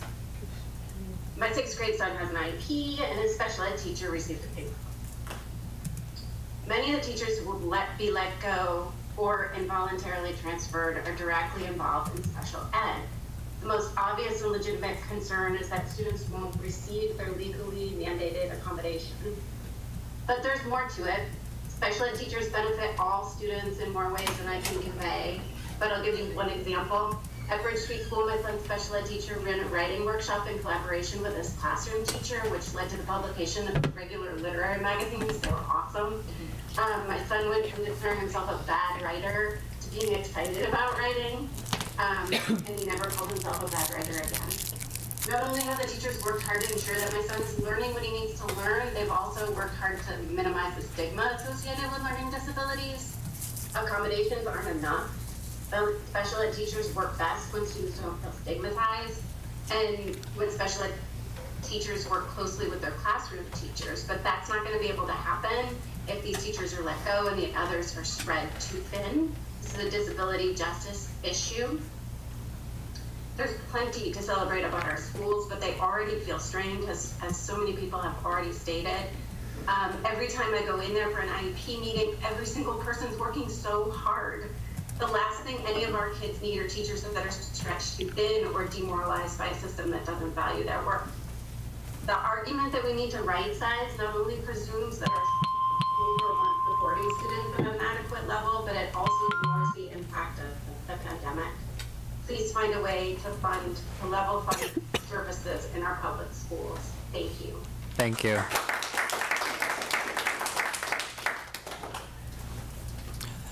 Next is Madeline.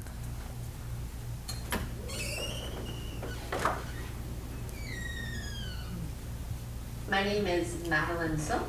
I live in Ward 7 in Florence. I am a mother to a kindergarten student at Leeds and a future kindergarten student at Leeds. I've spoken before, and I spoke specifically about my kindergarten student, but today I'm speaking in a different role. I'm speaking in the role as an educator.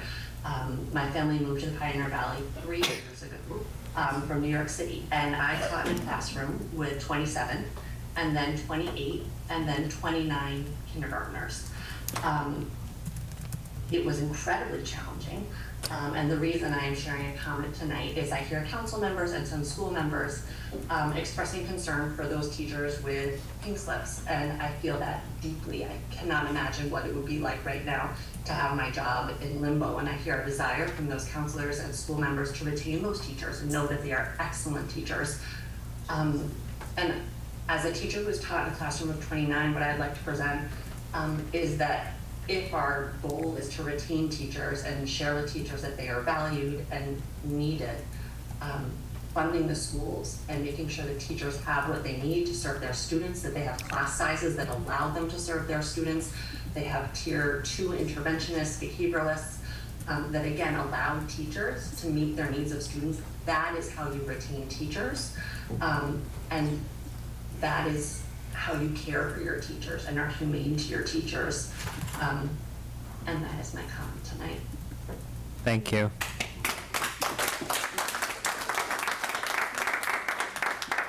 You go ahead and speak. Okay. I am. Name and city or town. Yes, my name is Shelley Berkowitz, and I live in Northampton, Ward 1, and I'm a family doctor. I moved back east from California 29 years ago. After experiencing a traumatic earthquake personally in Berkeley. When we decided to move back east, I was entrusted by my husband for us and for our 2 young children to decide where to live. And I was convinced after hearing about the excellent public schools here, which is very important to me, that Northampton is where we wanted to buy a home and to move here, and we did. The schools have been excellent. Our kids went through Jackson Street School. Gwen Agner was our principal, Northampton High School. I believe strongly in public education. I could afford a private school for my kids. I purposely did not want that, neither me nor my husband, because of it's an issue of social equity. It's an issue of not having our kids experience othering so that they are together with all kids of all socioeconomic level, different, every color, every, you name it, all together. That's what prevents racism and hatred. And it's a basic core value, democratic value. When I came here, after I was here, I voted for the mayor after experiencing her supporting another democratic principle. My husband was an underpaid mental health worker who was on strike here, and she was on the council and voted with others to support the strike for a living wage. I thought, to me, that was a way of showing that she and this government supports democratic values. When this school issue came up here, I was really shocked now. I don't have kids in school now. I experienced it, and this is a shock what's happening now. We are a wealthy community. We have the money. There's no question. It's a matter of priorities and being honest here. Do not vote tonight for this ill-funded, cheesy budget. We need level funding at the very least. Do the right thing, because otherwise voters will do something about that to do the right thing when the election comes up. Thank you.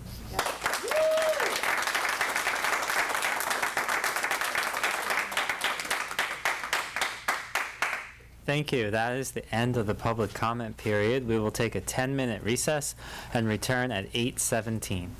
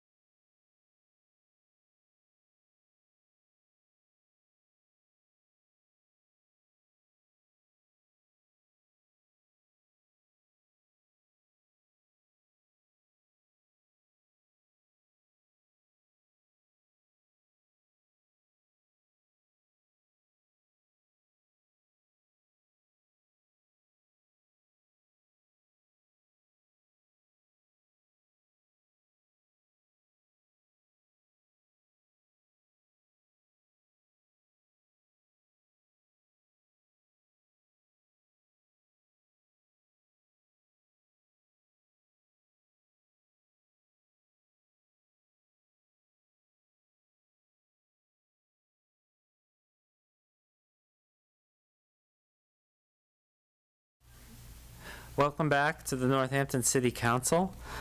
Next on our agenda is announcements from councilors and the mayor. And I may need some help since we have two councilors on Zoom. I may need some help with the raised hands. I'm kind of going back and forth between documents and the Zoom. Any announcements? Councilor Elkins. Hi.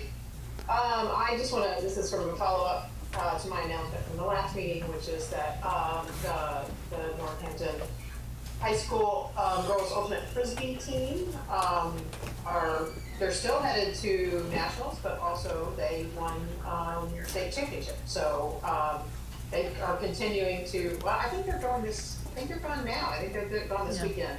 But congratulations to the team and wishing them all the best in their competition, which, like I said, I believe is this weekend. Thank you. Councilor Rothenberg.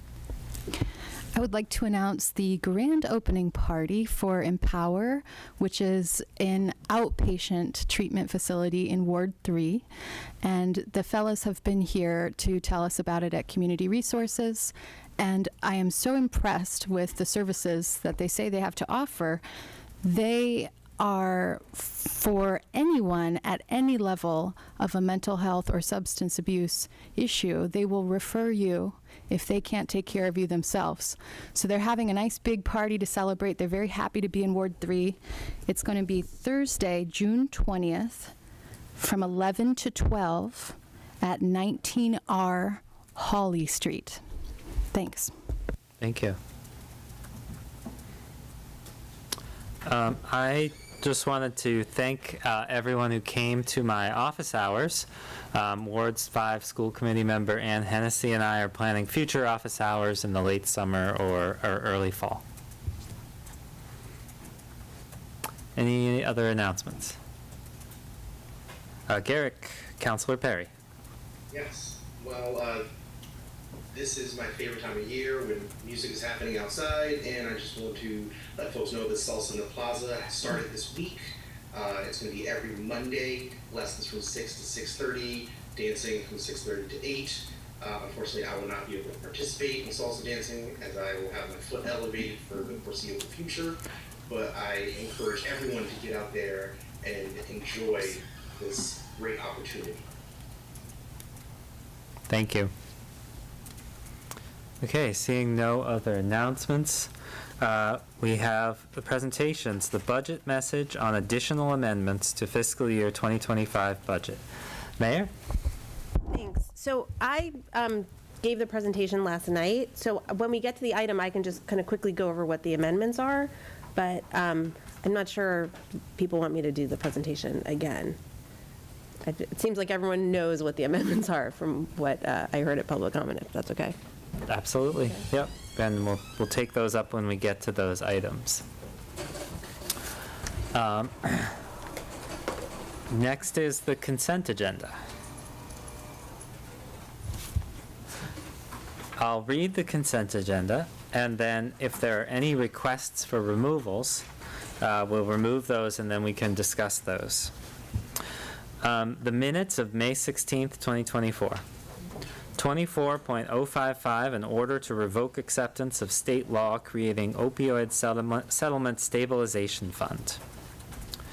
24.063, appointment of Kevin Ross as building commissioner, positive recommendation from City Services. 24.068, appointments to various committees, all positive recommendations with the exception of a neutral recommendation for Joe Blumenthal from City Services.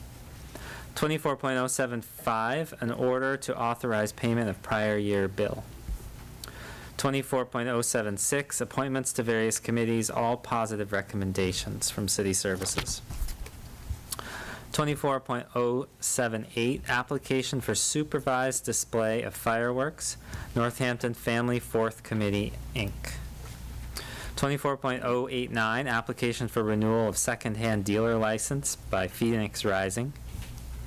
24.090, appointments to various committees for referral to City Services to the Planning Board, George Kohout and Melissa Fowler for reappointments.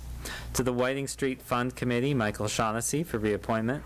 To the Urban Forestry Commission, Jennifer Werner to reappointment. Those are the items on the consent agenda. Are there any removals?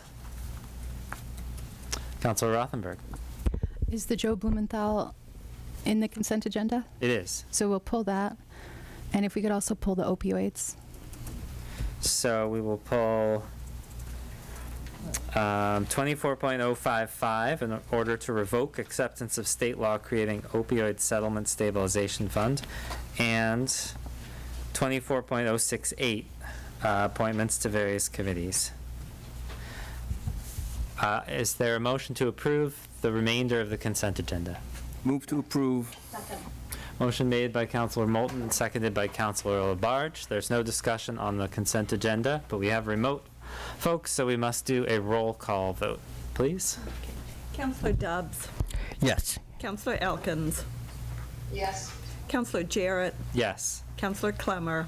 Yes. Councilor Labarge. Councilor Maori. Yes. Councilor Moulton. Yes. Councilor Perry. Yes. And Councilor Rothenberg. Yes. So that passes unanimously. The first on the consent agenda is 24.055, in order to revoke acceptance of state law creating opioid settlement stabilization fund. This is in second reading. It was first referred to the consent agenda on April 4th, but then it was removed from the consent agenda at the sponsor's request and postponed to today. Councilor Rothenberg, did you want to speak to your removal? Yes, can we just get a brief refresher for the public on this? Who would like to speak to that? Great. Director Nardi. Good evening. So when the opioid settlements came in, all settlements must go to the general fund. However, the opioid settlement money must be spent, the things that the money can be spent on is very restrictive. Therefore, we have to track those. So during the time that they were settling those settlements, the state was working on legislation to allow cities or municipalities to put that funding in some other place than the general fund. That did not happen before the end of last year, so therefore DOR recommended that we create a stabilization fund. We did that. We requested that from you in June of last year. And then the legislature moved forward with the change, and now they are allowing those funds to be put in a special revenue. That passed in December. So now I am back asking you, thank you for the temporary home of those funds, but we would like to revoke the stabilization funds and move them into the special revenue fund. Thank you. Further discussion? Would anyone like to make a motion? To approve. Move to approve. Move to approve. Motion made by Councilor Moulton and seconded by Councilor Elkins. Is there any discussion on the motion? Roll call, please. Councilor Elkins. Yes. Councilor Jarrett. Yes. Councilor Clemmer. Yes. Councilor Labarge. Yes. Councilor Maori. Yes. Councilor Moulton. Yes. Councilor Perry. Yes. Councilor Rothenberg. Yes. And Councilor Dobbs. Yes. Okay, that passes unanimously. Next one pulled is 24.068, appointments to various committees. Was it just Joe Blumenthal that you wanted removed? Okay. Now, how do we do this where we can separate it into an A and a B? Yeah. Okay. So why don't we take up the appointment of Joe Blumenthal first, and then we'll do the rest of the ones in there. Councilor Dubs. Thank you. Yeah, I'd like to start the discussion here just by giving a quick disclosure. Based on the advice of our attorney, Alan C. Wald, I should have mentioned that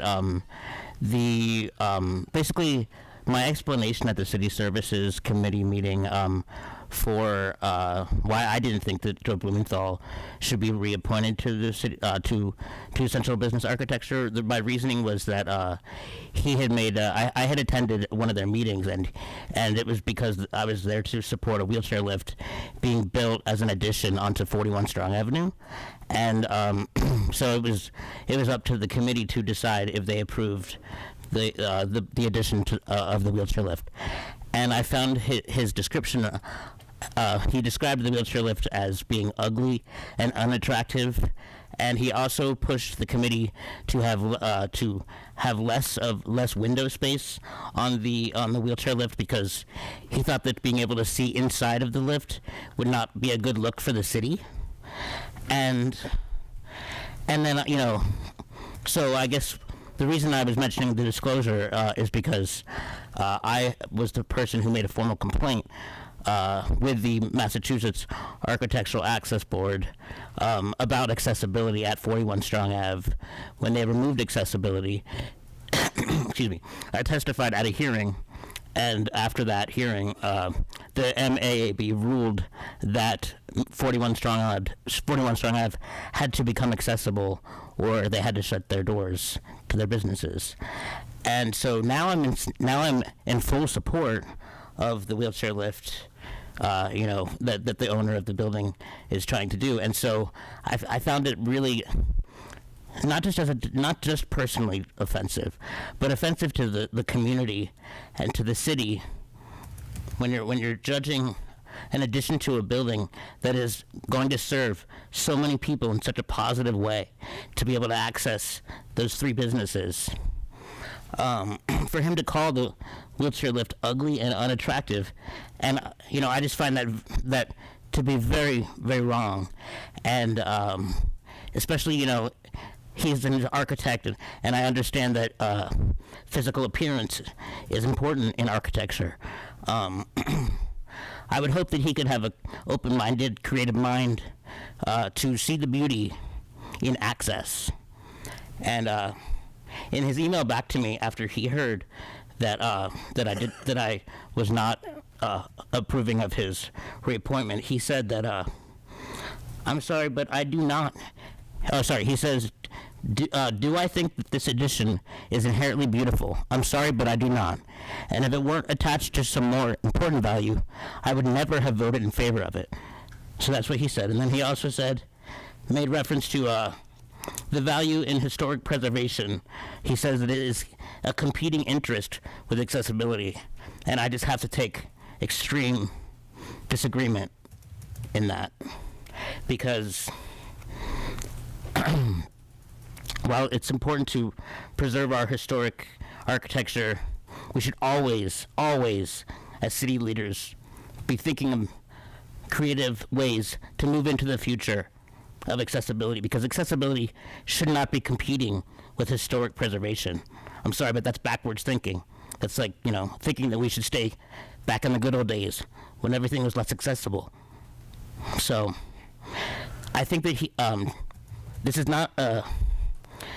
not a besmirching of Joe Blumenthal as a person. I'm sure he's a fine person, but I think that we should have people on our committees and in our council, the people that represent our city, who think about who's listening when we're talking. Like, who are we serving? Who are we talking about? We're talking about the people of Northampton. There are a lot of disabled people in Northampton that think this wheelchair lift is going to be beautiful, very attractive. And so that's why I suggested that we don't reappoint Joe Blumenthal. Thank you. Thanks. Councilor Rothenberg. I joined Councilor Dubb when he raised this, and I joined him today. I think it's very important that we have representation on that board.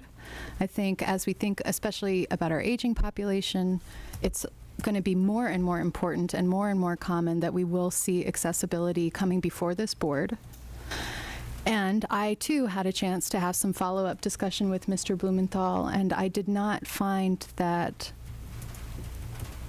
he understood what was the issue. I found that he doubled down on it.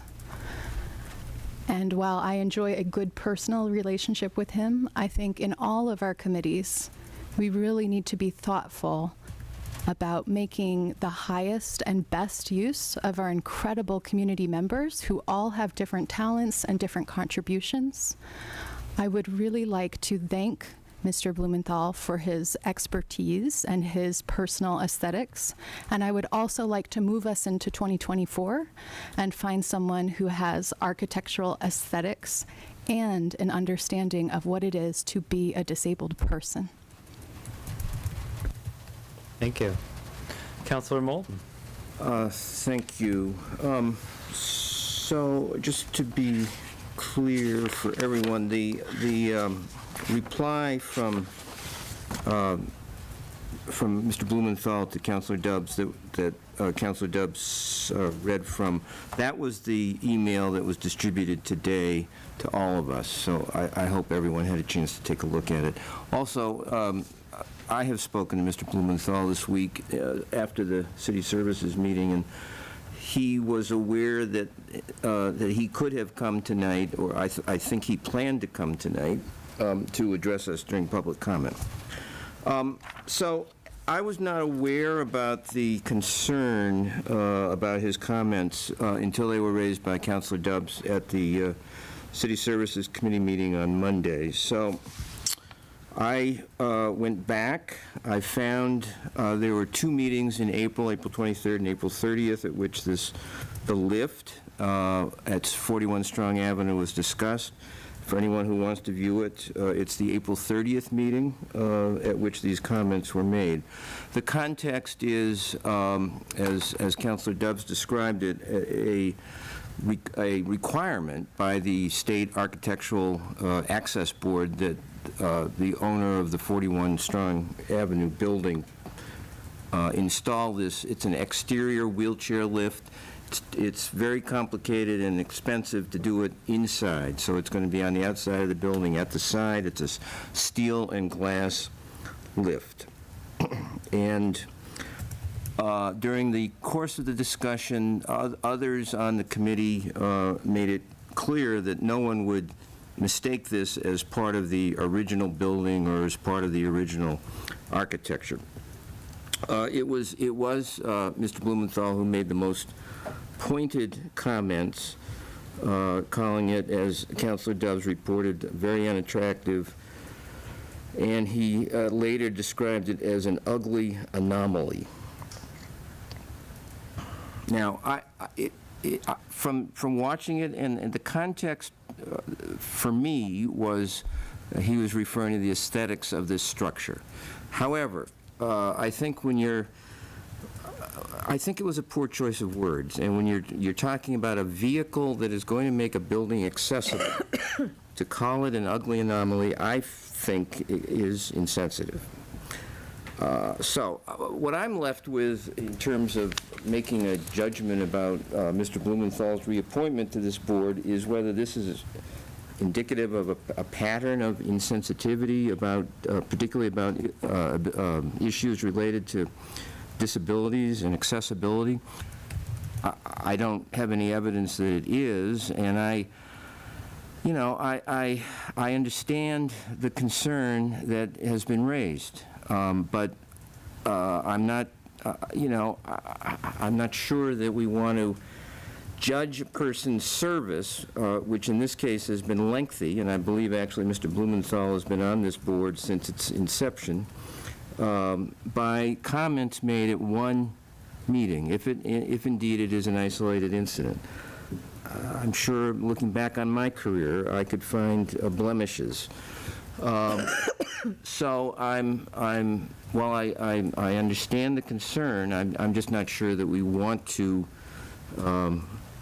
again, evaluate someone on the basis of one meeting and what I regarded as inappropriate statements. But and the other point I want to make, Councilor Rothenberg suggested both Monday night and tonight that that perhaps attention needs to be given for recruiting a member of this committee who has extensive experience around accessibility issues. there are other vacancies on the committee. So whether or not Mr. Blumenthal is reappointed, there is opportunity for that. And I'll leave it at that. Thank you.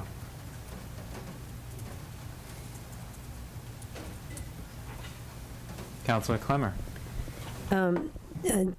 Mr. Blumenthal is my constituent. I've known him for a long time, and he's always walks around my neighborhood. I spoke to him yesterday, too, after receiving this letter and being made aware of his comments. And yes, they were unfortunate and insensitive. But like Councilor Moulton said, you know, we've all said stuff we regret later, and I know I have for sure. And I mean, the only thing you can do when something leaves your mouth is to, and it's a bad choice of words, is to apologize afterwards and acknowledge that your words were insensitive. And I feel that he did that yesterday in this lengthy email, and he did it again when I spoke to him afterwards. And he has been on this committee for a long time, and he's not an architect, but you know, he cares about the aesthetics of the city and of the building. So, you know, there weren't wheelchair lifts back in, you know, the early 1900s that we could just have something that fits in with the look of the building. So, yeah, I feel that he's done this job for a long time, and he's done a good job, and he took responsibility for his bad choice of words, and I think that, you know, I would vote for him to be on this, remain on this committee. Councilor Labarge. Yes, thank you. I talked with Joe also because of the emails that we had received, and I can see where Jeremy's coming at when you talk about people that have disabilities. The word ugly. And I don't think he meant to do that for any kind of harm or anything. I hear ugly a lot. And he's very, very reputable. Do I think that we need to say, no, he should not be on this commission? That I disagree with. He is a wonderful man. He really is. And you have been into his business many, many times. And I think he realized it, how you felt, and it's probably been corrective. Without people being educated about people with disabilities, and you know that, I feel that because that one word that he said, ugly, I agree with that, okay? But will I say, no, I will not support him to be back on that commission? I will support him to go back on it because you educated him on it. And you're a big supporter, like I am, with people with disabilities. Me as one, and my family. And it's like, I want to give him another opportunity. He's been on it, like Debbie said, for quite a long time. And what more can I say? I feel that he should be placed back on that commission. Thank you. Thank you.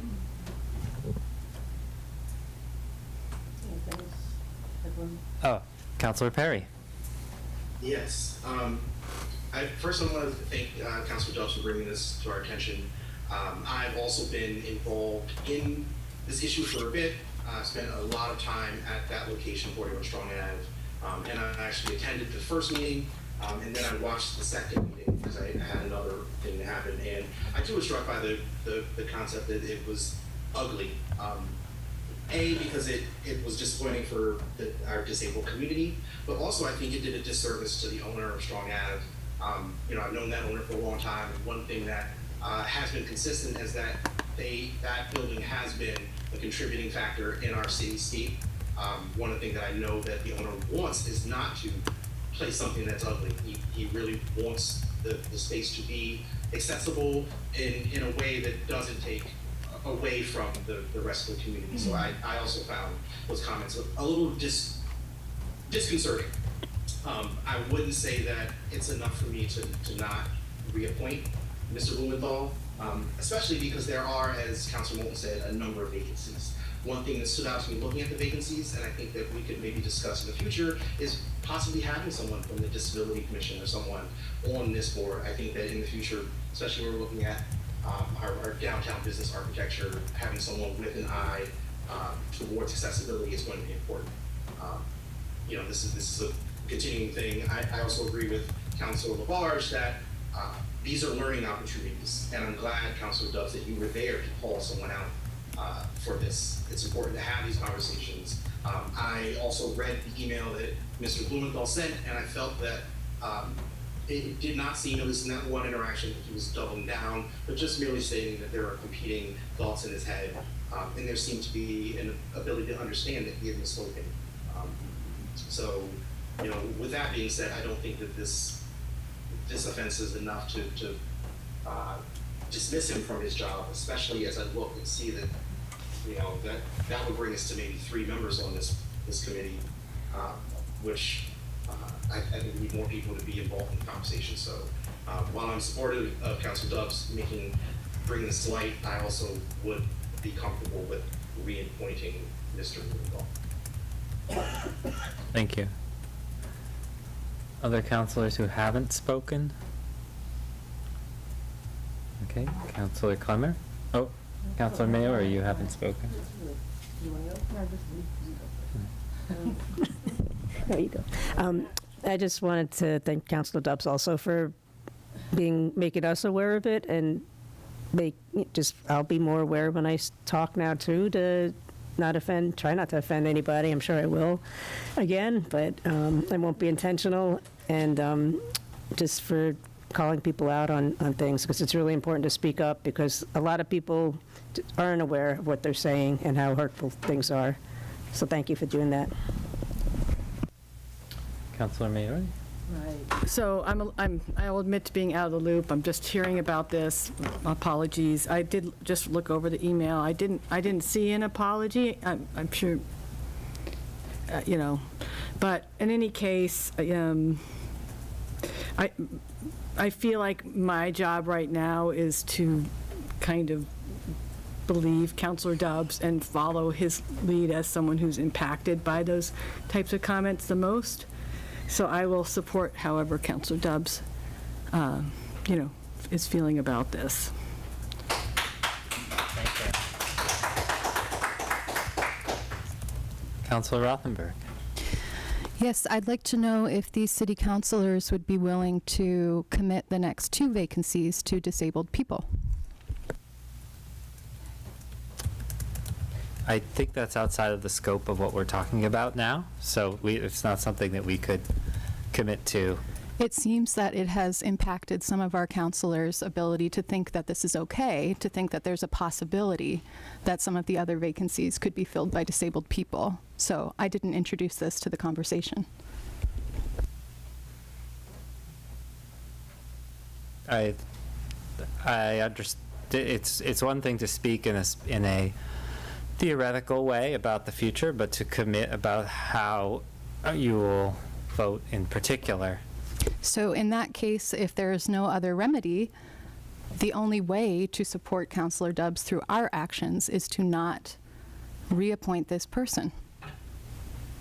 I don't see what else this council is offering except telling Councilor Dubs that an apology exists that Councilor Dubs and I and Councilor Mary don't think exists, and telling him that they assume that Mr. Blumenthal has learned from this. Thank you. Councilor Mayo? Yeah, no, so if Councilor Dubs has other ideas, other remedies, I haven't explored it like you have, so I'm going on. I guess all I'm suggesting is that we could find somebody better, I think, to represent the city on the committee. Would anyone else like to speak? Okay, Chief of Staff Wolf. I just want to speak to Mr. Blumenthal's character. He started his business, Downtown Sounds, when my parents were starting their businesses here in the 80s and was part of the renaissance of downtown the first time around. He served with me on the DNA board as treasurer for years and has been an active, dedicated member of the Northampton community. When he sold his business, he sold it to his employees who took over the Downtown Sounds as an employee cooperative and collective. And I just want to say he is a fine man, and I completely understand that he may have erred in this case. I read the email too, felt like an attempt to make amends to me, but I really will just speak to that he is a good man who has worked hard to make this city a better place. So thank you. Thank you. And Councilor Rothenberg. And I would join you in that, and it's the same thing that I said at the subcommittee meeting we had. I too am friends with Mr. Blumenthal. We play music together. I hang out at his house with his wife. I think very highly of him. I also think there's a different perspective that is needed in order to have representation for this community on that board. Thank you. Thank you. Councilor Dubs. I just wanted to quickly add for the record that the email that he sent does not include an apology.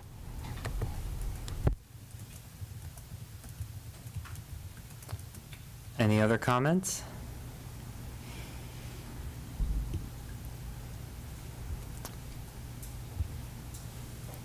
Well, I will speak then. I do hear the insensitive nature of that particular comment. I appreciate his email and his honesty in about his aesthetic preferences. I appreciate that he voted for it and he considers it beautiful. That there will be a accessibility. And I agree that this, having this discussion in front of the city council, in front of the whole city, that I think that, and given that, that we will, that, I lost my point there, but that it will be an educational moment, and given his level of service and the fact that there are additional slots available, and I would love to encourage folks who can represent the disability community to apply for those, and would certainly consider supporting them. That I am fine with reappointing him. I think he will get the message. Mayor Shara. Sure, thank you. I just want to, so there are vacancies. If people are listening who are interested in applying, I just want to make sure that they have the information, because the vacancies that are remaining on the committee are specific vacancies that are dictated by our code. So one is an architectural representative, so someone who is an architect, a licensed architect. One is someone in the building trades or construction industry, and the last one is someone who also sits on the historical commission. So those are the vacancies that are open right now. And so, I just want to make sure that people understood that if people are out there listening and would like to send in an application. Thank you. And what is Mr. Blumenthal's position? Councilor Moulton and then Councilor Rothenberg. So yeah, I too want to follow up on what the mayor said, and thank you, Mayor, for making that clear, that a lot of the positions on the Central Business Architecture Committee are slotted to represent particular groups or locations. I talked to Director Mish today about this, and I mean, she points out that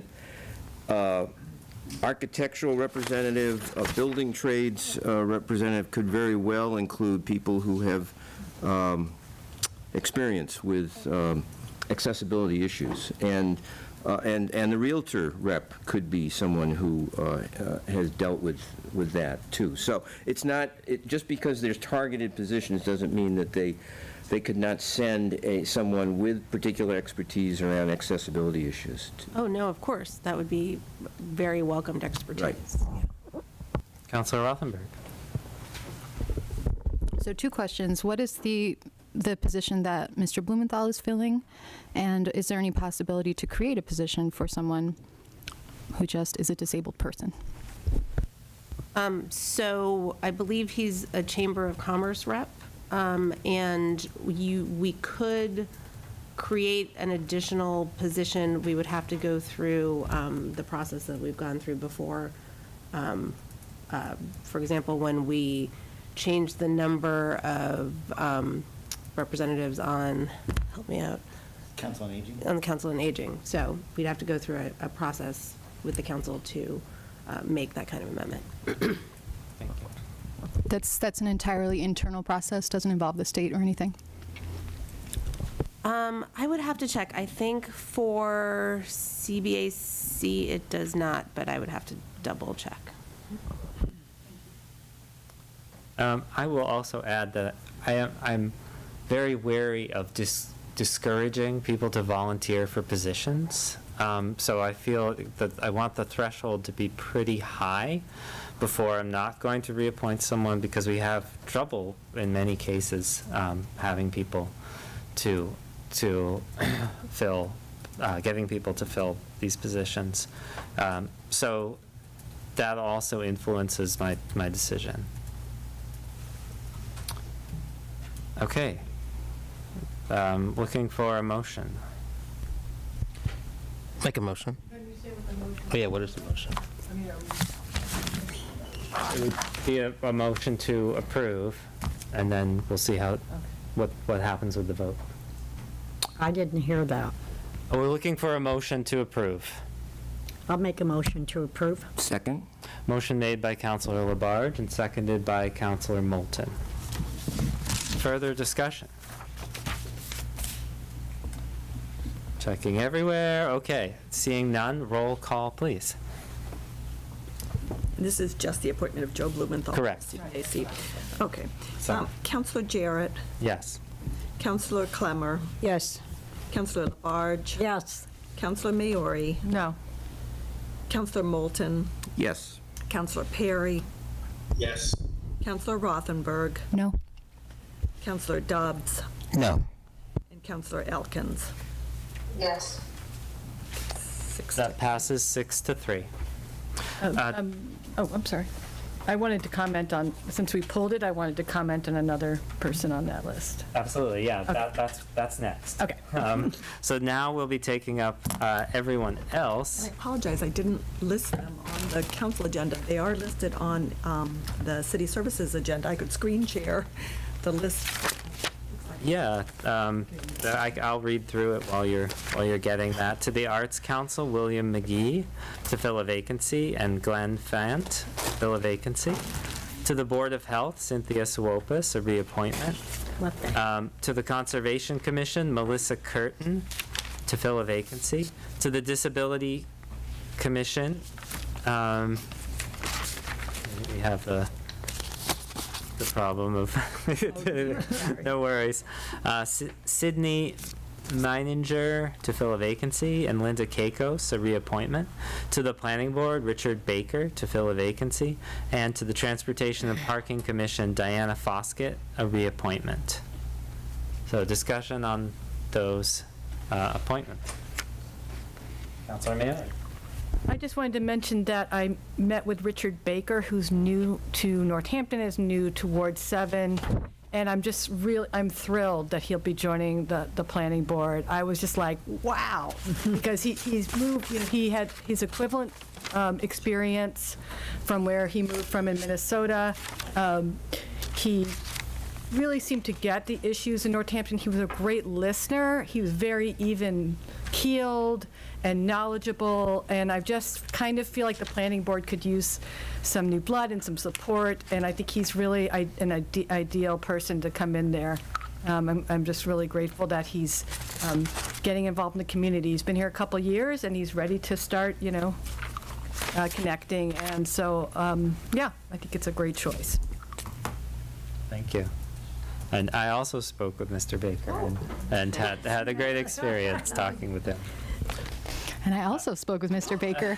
He is incredible. He's a conservation biologist. He's one of these new sort of power couples that continue to apply for our committees, who are so lucky that people who are so well placed, so well positioned and educated. I think we're getting a lot of people from sort of New York City communities that have educations that are kind of phenomenal. They're from Minnesota, but they came here because it's an easy shot to New York City, where they've got some family. So we're really benefiting from that train. Very cool. I didn't know you were seeing other counselors. Would anyone like to make a motion? Move to approve? Second. Motion made by Councilor Maori and seconded by Councilor Clemmer. Any discussion on these appointments? Seeing none, roll call, please. Councillor Clemmer. Yes. Councillor Labarge. Yes. Councillor Maori. Yes. Councillor Moulton. Yes. Councillor Perry. Yes. Councillor Rothenberg. Yes. Councillor Dubs. Yes. Councillor Elkins. Yes. And Councillor Jarrett. Yes. And that passes unanimously. So that brings us to financial orders on first reading. We have A through I, the second round of fiscal year 2024 Community Preservation Committee, Community Preservation Act funding recommendations. I'm going to make a motion for us to discuss to refer all of these to the Finance Committee to be discussed next week. I've spoken with Councilor Maori and Councilor Moulton, and they are able to hold a meeting. That is the reason, well, that's a motion. Is there a second? I'll second that. Okay, motion made by Councilor Jarrett and seconded by Councilor Labarge. The reason is we have a lot to discuss tonight, and we would probably take this after the budget, and it would be a lot to ask Sarah LaValle to wait up, and then for us to have to think about all of these at a potentially very late hour after having just done a lot of discussion. So that is the motion on the floor to refer A through I to Finance. I'll make a motion to refer. Oh, we already made the motion. It's on the floor. But if anyone would like to speak to that motion, now's the time. Okay. Seeing none, roll call, please, on referral. Councillor Labarge. Yes. Councillor Maori. Yes. Councillor Moulton. Yes. Councillor Perry. Yes. Councillor Rothenberg. Yes. Councillor Dubs. Yes. Councillor Elkins. Yes. Councillor Jarrett. Yes. And Councillor Clemmer. Yes. So that those have been referred to the Finance Committee. And do we know the date and time of that? Councilor Moulton. Yeah, I'll speak to that because I believe Councilor Maori is unable to attend next week. So we have scheduled a meeting of Finance for 6 p.m. Tuesday, June 11th, here in the council chambers. Thank you. So that brings us down to 24.091, in order to accept Mass General Law, Chapter 40, Section 13E, and establish Northampton Public Schools Special Education Stabilization Fund. This is in first reading, and there is a process note. Suspension of the rules to waive the requirement of 2 readings is respectfully requested. Would someone from the mayor's office like to speak to this? So this is one of the, can everyone, am I okay over here? I can, should I move this? It's fine, I can see it. Okay. This is one of the changes to the budget.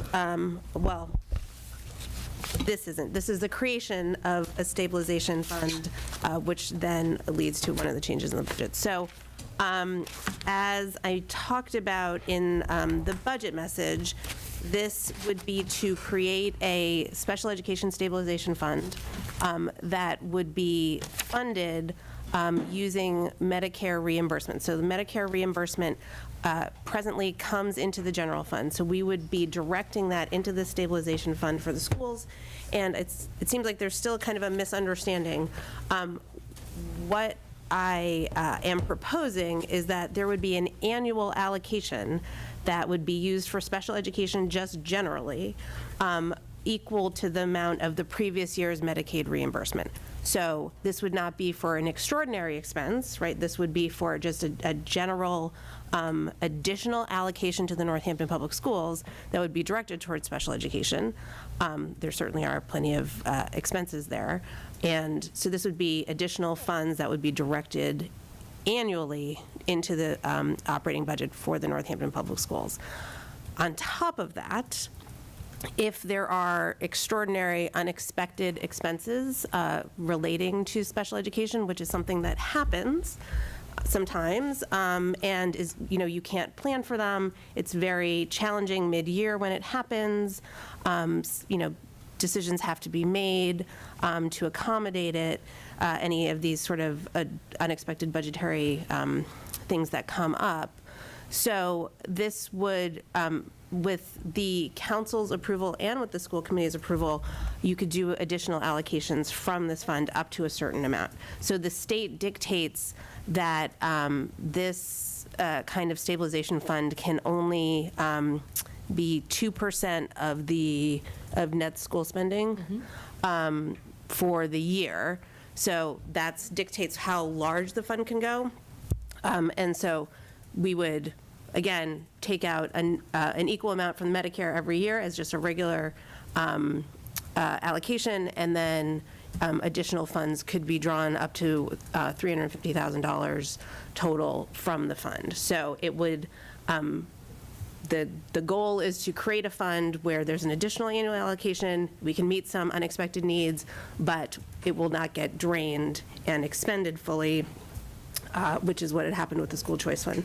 And one of the one of the things that I hope will happen with this fund is that it will give a little bit of a breather to the school choice fund and let that build back up on the school side, because some of these expenses that normally would be drawn from there could come out of the stabilization fund.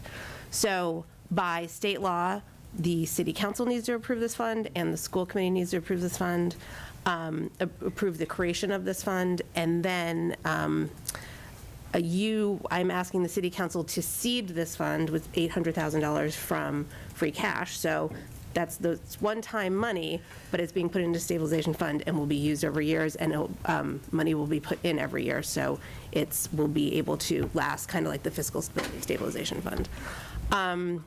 So the council is the only one who would need, you're the only ones who would need to vote on seeding this fund with free cash. But then both the council and the school committee would need to vote on this first FY20. If we create this before the end of the fiscal year, then we can use it for FY25. So I would need a vote from the council and a vote from the school committee to use that $200,528 to then be applied for fiscal year 25. So this is for the creation of the fund. That's before you right at this moment, and then we'll move on to the next. Mm-hmm. Thank you. Councilors.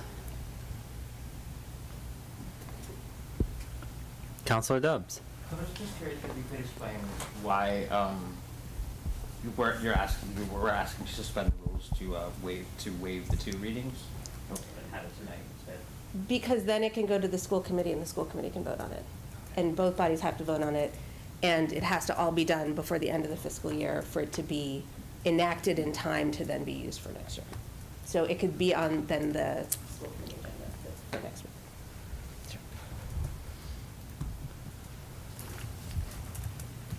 Councilor Rothenberg. And do we have a joint meeting coming up with school committee on the 27th? Do we have any joint meetings set? Only our annual joint meeting in January or early February. Okay. And to the mayor, you were saying that school committee and city council both need to approve the creation.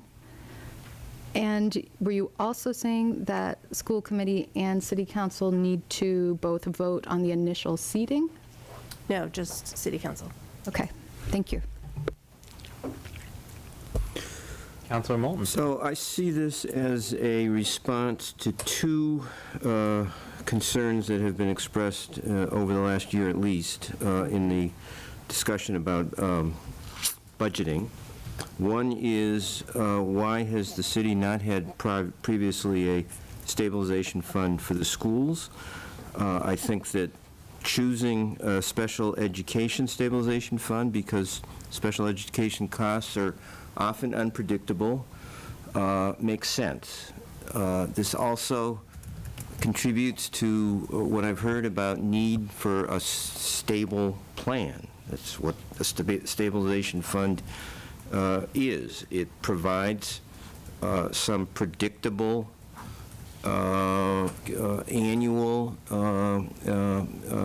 annually renewed available funds for a very expensive and a critical need in the schools. So it makes sense to me to establish this right now as quickly as possible. Mm-hmm. Thank you. Councilor LaBarge. I want to also agree. I mean, just with the language on this order, it states exactly what we've been hearing about how are we going to find money, how are we going to find money. The mayor has explained about this. We're looking at sustainability here, definitely. I think another thing, Mayor, I would like to ask is that, a little bit off the track, about the so-called committee that was formed by the superintendent. It was in the paper. Strategic? Right? Now, hopefully, that they will talk about this, because I think this is valuable. It's the beginning. We're opening up the doors. That we're looking at this order right here for stability. We're looking at also a stabilization fund, which they did not have. You know, so hopefully with that 5-year plan that they're putting in place, a lot of this could be involved in it. Because there's so many ways that you just talked about how you could go ahead and save money and place it in here. So I'm going to support this.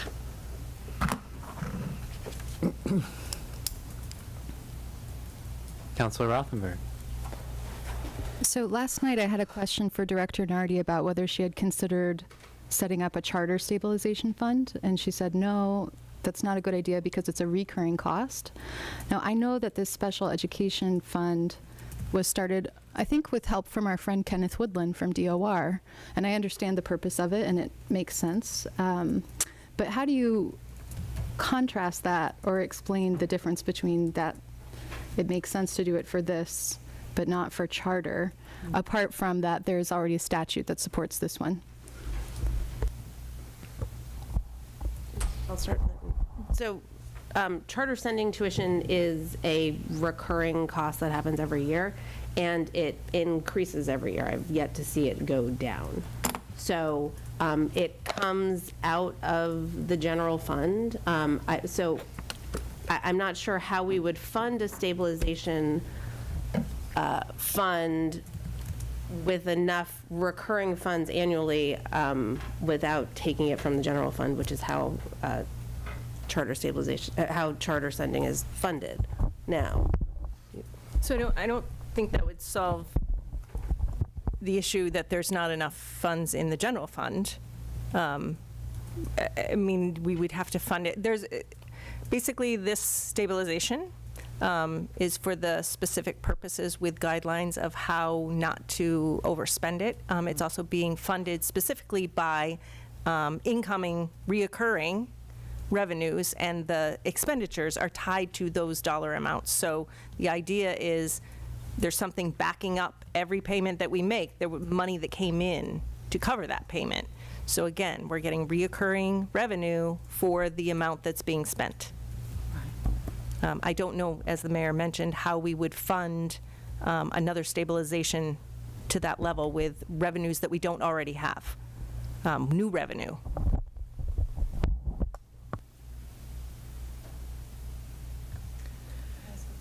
Yeah, Counselor Rothenberg. Would we get interest on a stabilization fund that we wouldn't get with general fund monies? So the interest for stabilization funds do stay with the stabilization fund. Do we accrue interest on general fund monies? I think we do, but they're not invested because they're more liquid. So there might be some interest with the amount in the general fund, but not to the same as stabilization funds. And do we get 100% reimbursement on these special education costs from Medicaid? I understand that some of it depends on whether parents fill out a form, and there might not be 100% form filling rates right now. I can't respond to that. I don't know. I know that we contract services to have the filing done, but I can't speak to how what the rate is. It's done in the schools, the filing? Right, the filing is done, and they work with the schools to do that. So I can't speak to that.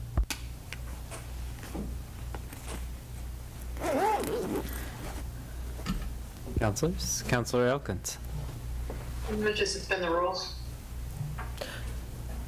Is there a second? Second. Second. Motion made by Counselor Elkins and seconded by Counselor Moulton to suspend the rules so that we can vote tonight. Discussion on suspension of rules. Clarifying, this is to just establish the fund? Correct. This is 24.091. Right. In order to establish the Special Education Stabilization Fund, not to fund it, that's the next one. Right.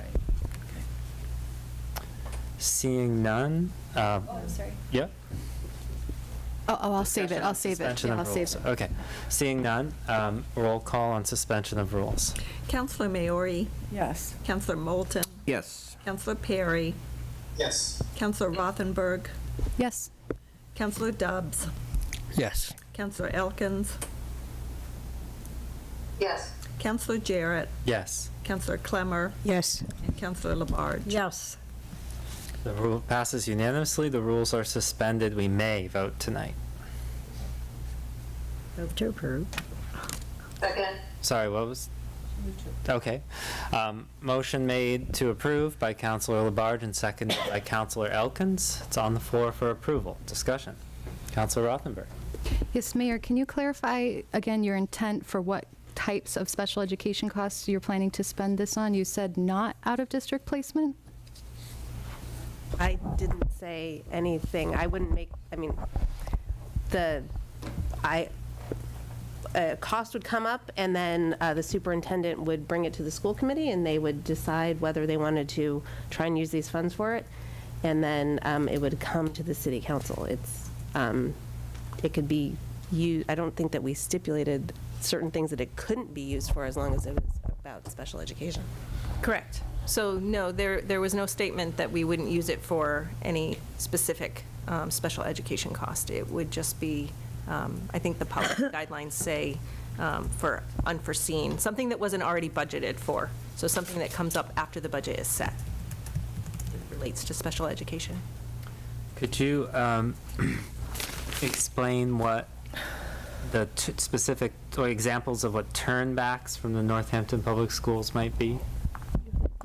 So turnbacks from the school would be funds that they did not spend. So budgeted funds in line items that were not fully spent the year. A lot of times the schools encumber those funds for other uses to cover costs. Sometimes those funds aren't used, and then they're turned back to the city.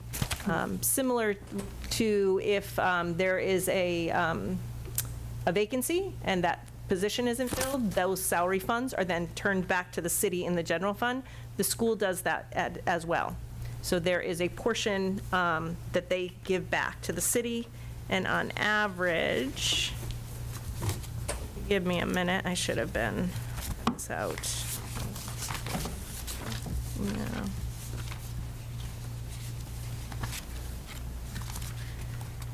It's not a super significant amount. They tend to use their tailings in other ways. That's not it. Yeah, so it can range, it's anywhere from 30 $15,000 to $30,000. Sometimes it's $60,000.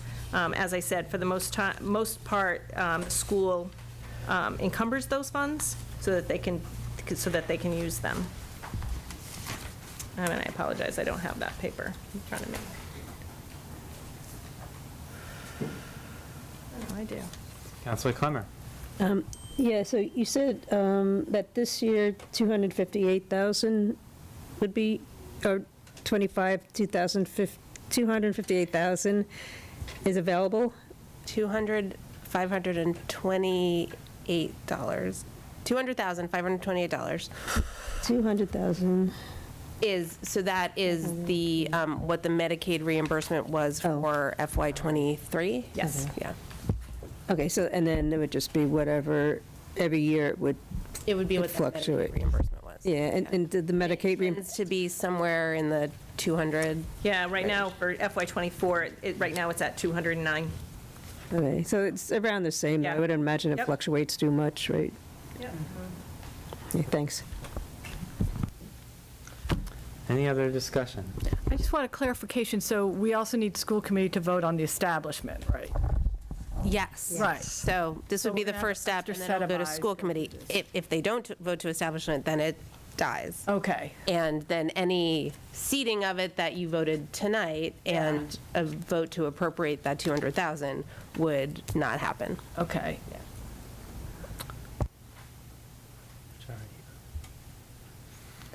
Okay. There's no further discussion. Roll call, please, on approval. Counselor Moulton? Yes. Counselor Perry? Yes. Counselor Rothenberg? Yes. Counselor Dobbs? Yes. Counselor Elkins? Yes.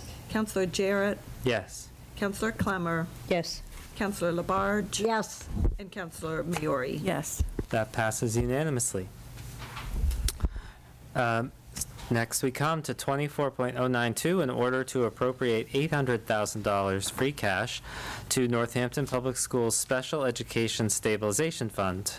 Now, this is sort of half create, this would become effective if the school committee Yes.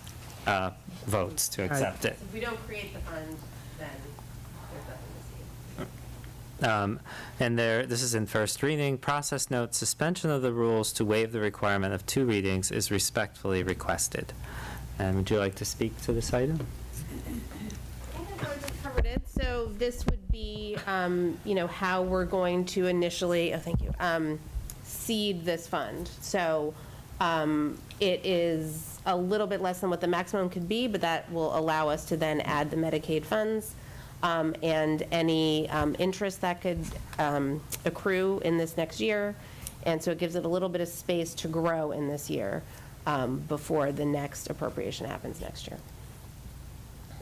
Or in FY '26, I mean. Councilor Mayor. So it makes sense to see the fund. My concern right now is I want any available assets to be very flexible because we're still talking about the budget. So if we put the money in there, what has to happen to take it back out? We both, school committee and council have to vote it back out? I want us to be able to be very responsive, Right. with this year's budget. And so I just want to figure that out. I don't want the money to be, yeah. So these would be one-time funds, which wouldn't be used for recurring revenue. Right. Yes, if you were during the year to make an appropriation, then school committee, I imagine it would come, the need would arise first in school committee and probably would be discussed in school committee first. Right. And then it would come to council. Follow up, or you want to go to somewhere else? Fine. Go ahead. Oh, so, yeah, I guess I'm concerned, is that something that could wait till after the school committee discussion in terms of the amount?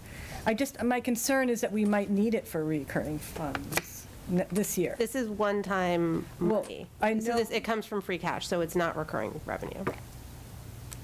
I know it's not, but we might need it for other expenses that might not be in the special ed, what might not be qualified for the special ed stabilization fund for this year.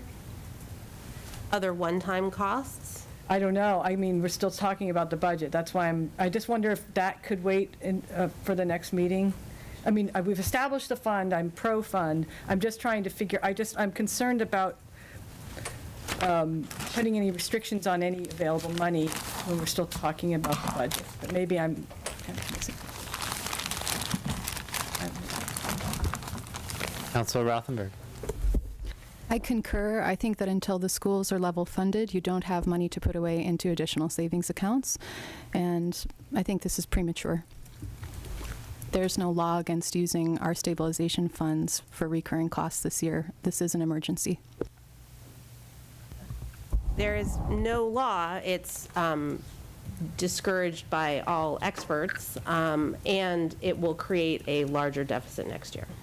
It will perpetuate the situation we're in now if we use one-time funds.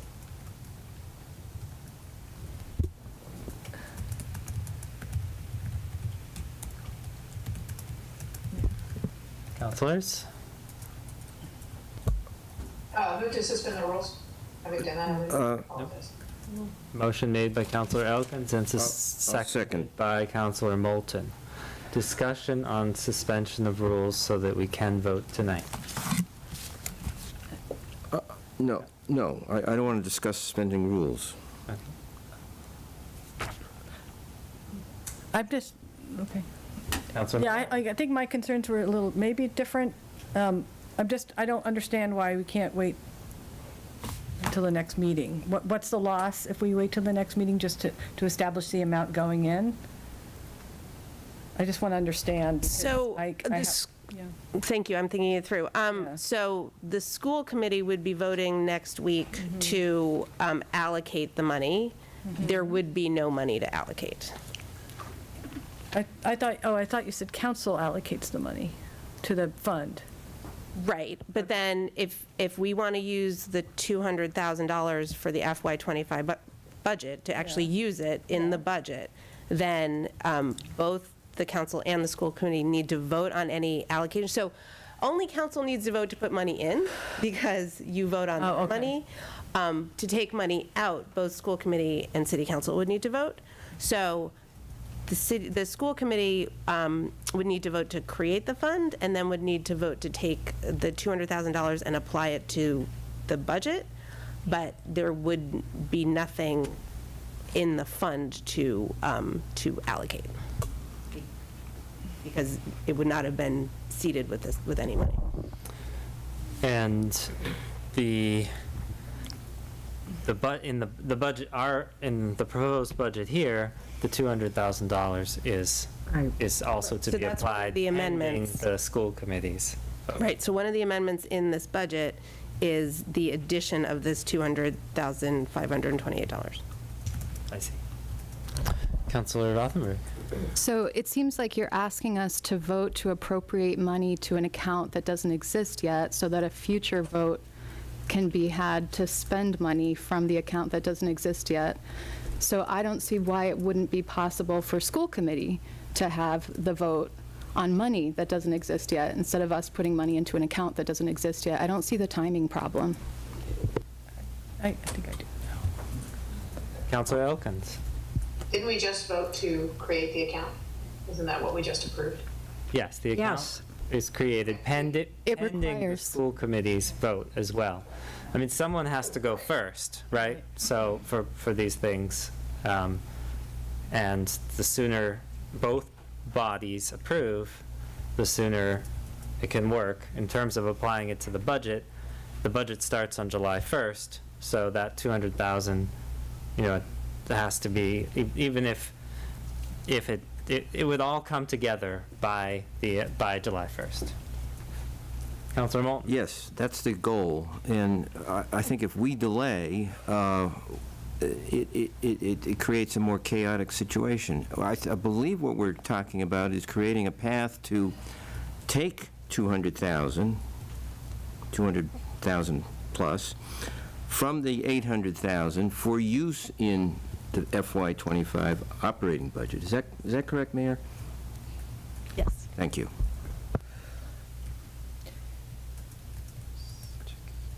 Councilor Rothenberg. And what my coalition is discussing is finding $2 million to use. Do you understand? Are you speaking to Councilor Moore? We're concerned about the $600,000 getting tied up prematurely. And so I lodge a charter objection, and I believe Councilor Dubs joins me. So the item is not on the floor. It trumps all motions, including motions on the floor.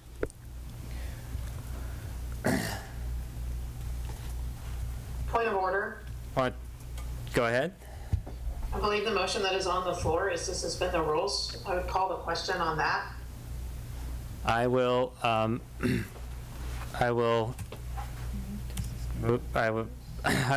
it's not overruled. I agree with that is the motion. Once the order is on the floor to approve, like, it can't be approved tonight until we suspend the rules.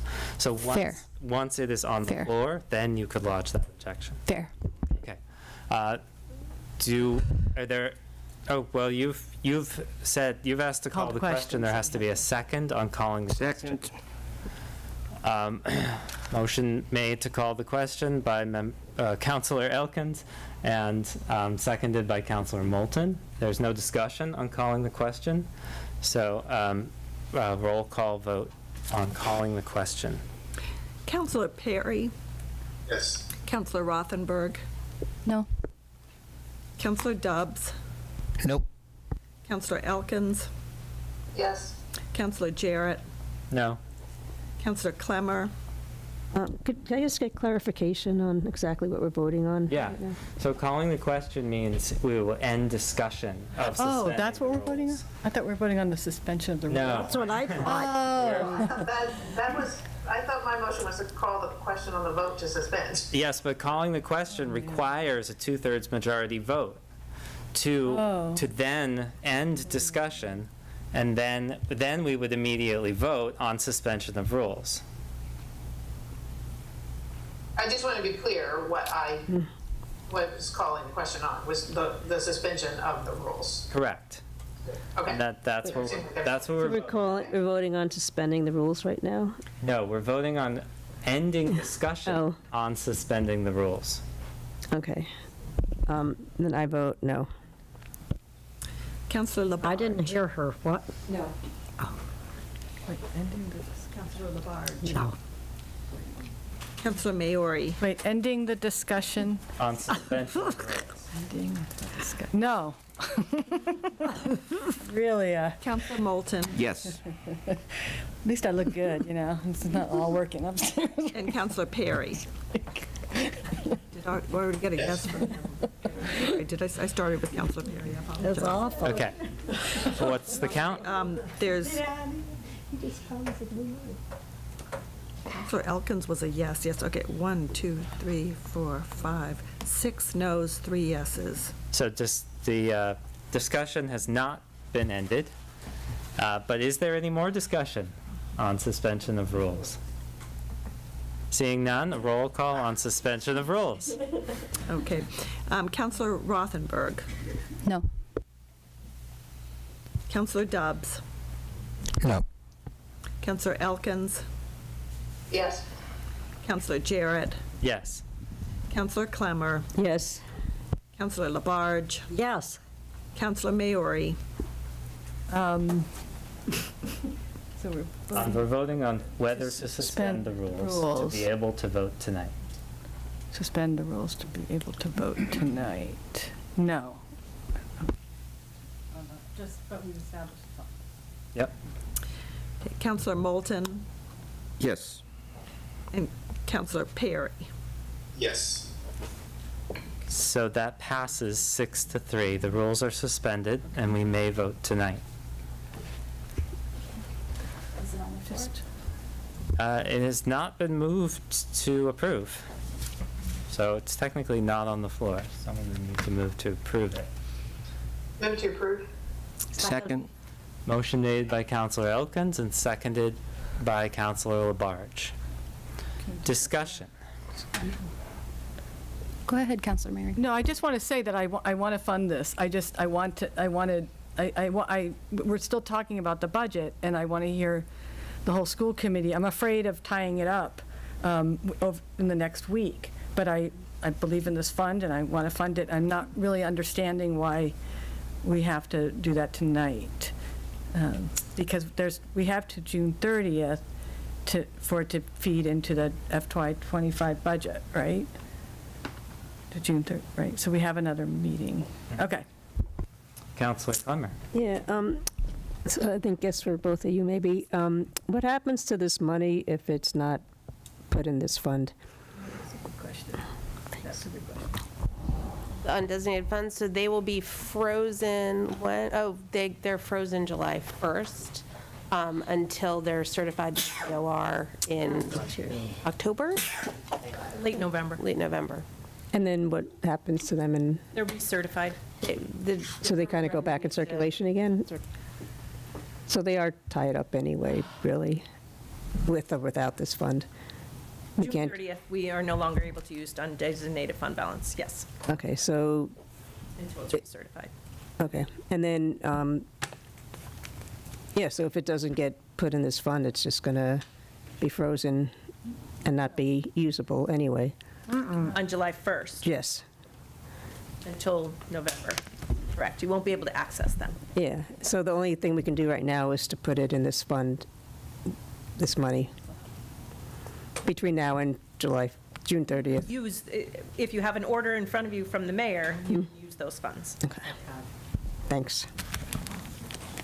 Got it. Questions? So we could, why can't we just put it in the operating budget to go to the school so it has more flexibility? Because they're one-time funds, the mayor is already committing $1.9 million of reserves towards the budget. That is her amended budget that's before the council tonight. These funds are not part of her budget that she submitted. Councilor Clemmer, and then Councilor Rothenberg. So, I mean, the point of this fund is so we have, money's constantly going to be fed into it every year. And it can only be used for one-time expenses, but it's going to be an ongoing fund, unlike the COVID money, which we knew was going to end, and those type of funds, right? Right, we've created a way to keep the funnel going by adding more revenue. Which is what the school needs, is to have a stream of money coming in that they can use for these, I mean. Another source of steady, renewable funding. Right, that's what, yeah. Councilor Rothenberg. But that money comes into the city anyway, right? It just goes right now into our general fund? I'm not sure I understand your question. It's not as though we can only get the reimbursement if we set up this fund. We get reimbursed every year anyway, right? Yes, and the money goes to the general fund. Thank you. And I just want to agree. A portion, so we're. Not, now it's all directly going to be going to the schools. I just want to agree with Councilor Maori that I too support this fund. And I just think it's premature to understand how we are allocating all of the dollars that we have tonight. There is still a $2 million hole to be filled.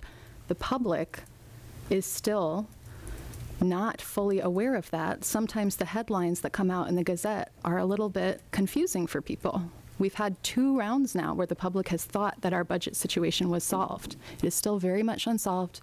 We still very much have work to do, and I have faith in this council and this school committee that they will be able to work their schedules around the children and make sure that by June 30th we are making use of every dollar that we have for the schools. I am not afraid to wait on this. Any other discussion?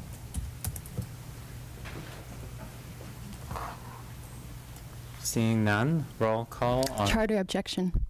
And I believe Councilor Dubs joins me. It's been lodged. I'd like to also raise a charter objection. I think that 2 charter objections have been lodged. This will be taken up at our June 20th meeting.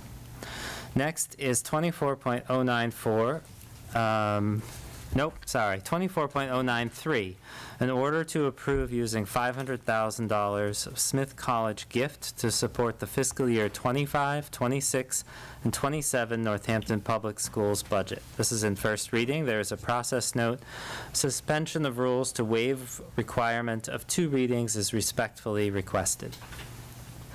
Would you like to speak to this gift? So I spoke about this. Is your mic on? I apologize.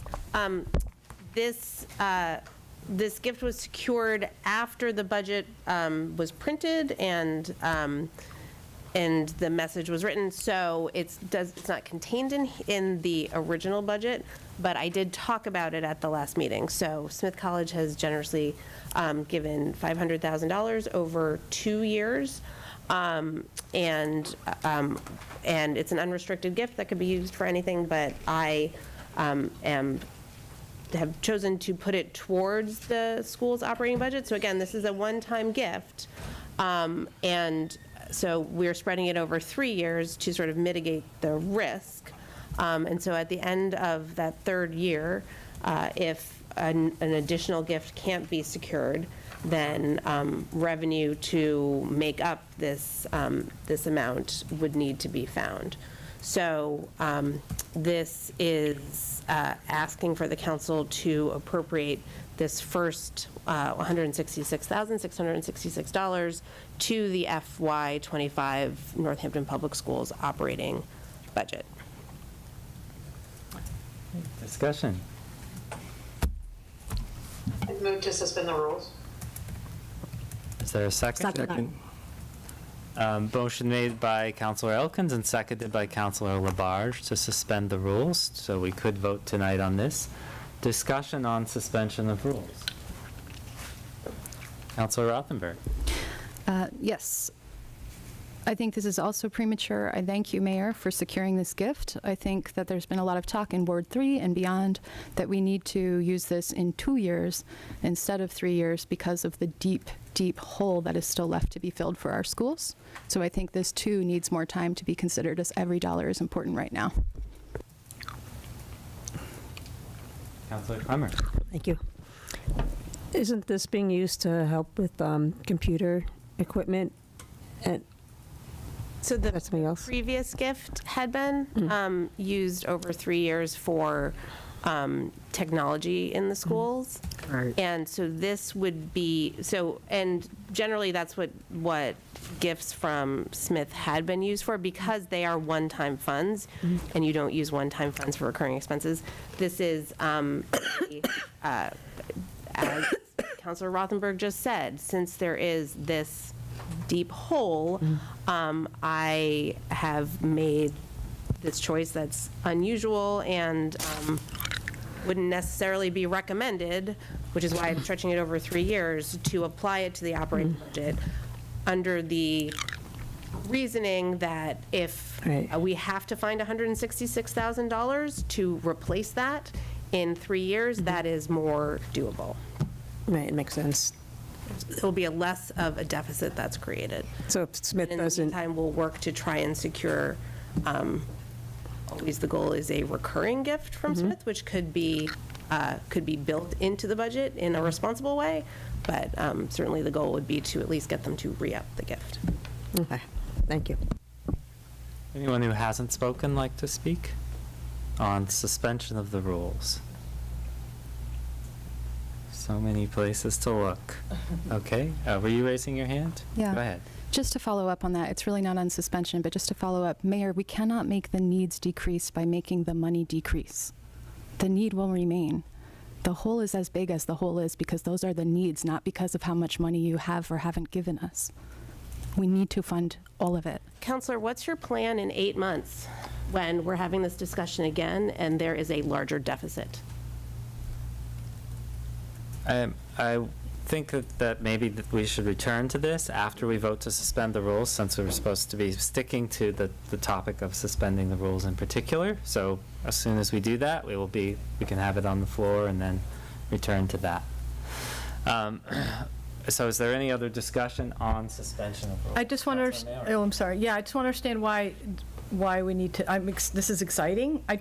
My problem is I just wanted to have the budget discussion first, to get oriented with the budget before, so it's not about this. It's very exciting, but why do you need that voted on tonight as opposed to? So these are incorporated into the budget, these amounts. I wish we could have had the budget discussion and then moved these, after the budget discussion. It seems like we need to have the budget discussion. They're intertwined. Right, they are contained within the budget. Thank you. Yeah. Okay, roll call on suspension of rules. Counselor Dobbs. No. Counselor Elkins. Yes. Counselor Jarrett. Yes. Counselor Clemmer. Yes. Counselor Labarge. Yes. Counselor Maori. Abstain. Counselor Moulton. Yes. Counselor Perry. Yes. And Counselor Rothenberg. No. So that passes with 6 votes, 2 opposed, and 1 abstention. Would anyone like to move it onto the floor? Yes. Move to approve. Second. Okay, motion made by Counselor Elkins and seconded by Counselor Moulton to approve 24.093, the order to approve using the $500,000 Smith College gift. So now it's on the floor, and if you would like to have Should I discussion. respond? Mayor, I am working on a visual aid to help you understand what my plan would be for 8 months from now. I would really appreciate if you would set up a meeting with me so we could discuss about long-term budget solutions. Counselor, I've tried to set up meetings with you, and you declined the invitation, but I'm happy to extend it again. Thank you.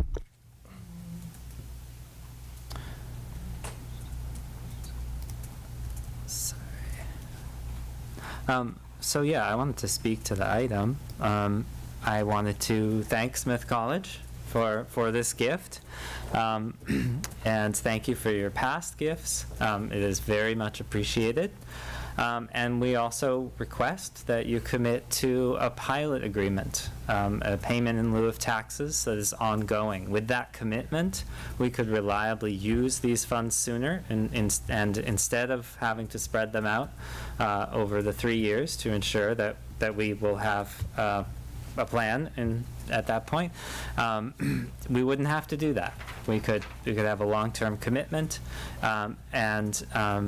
So that is a big thank you and also a request.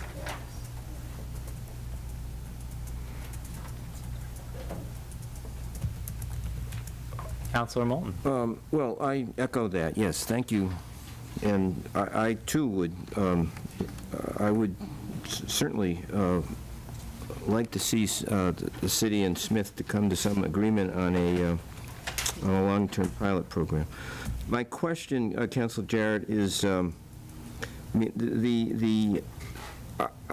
see that I believe we only have 2 options in terms of the current Smith gift that we're discussing.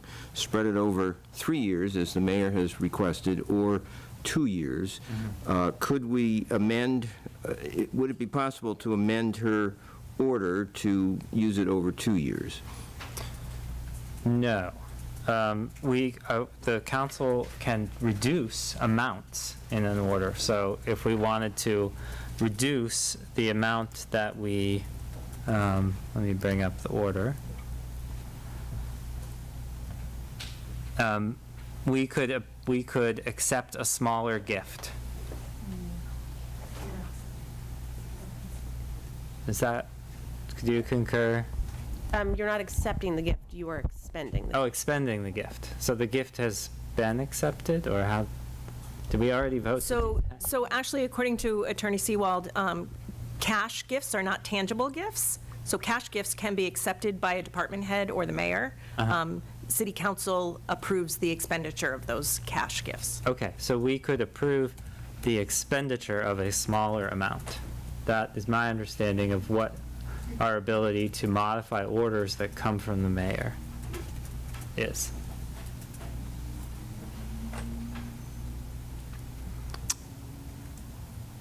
Okay, I don't see any reason to delay a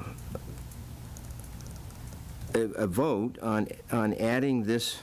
I mean, we're talking about the same things. We're talking about adding money to the school department's operating budget. This is one source, so I think we need to get on with that and approve that tonight.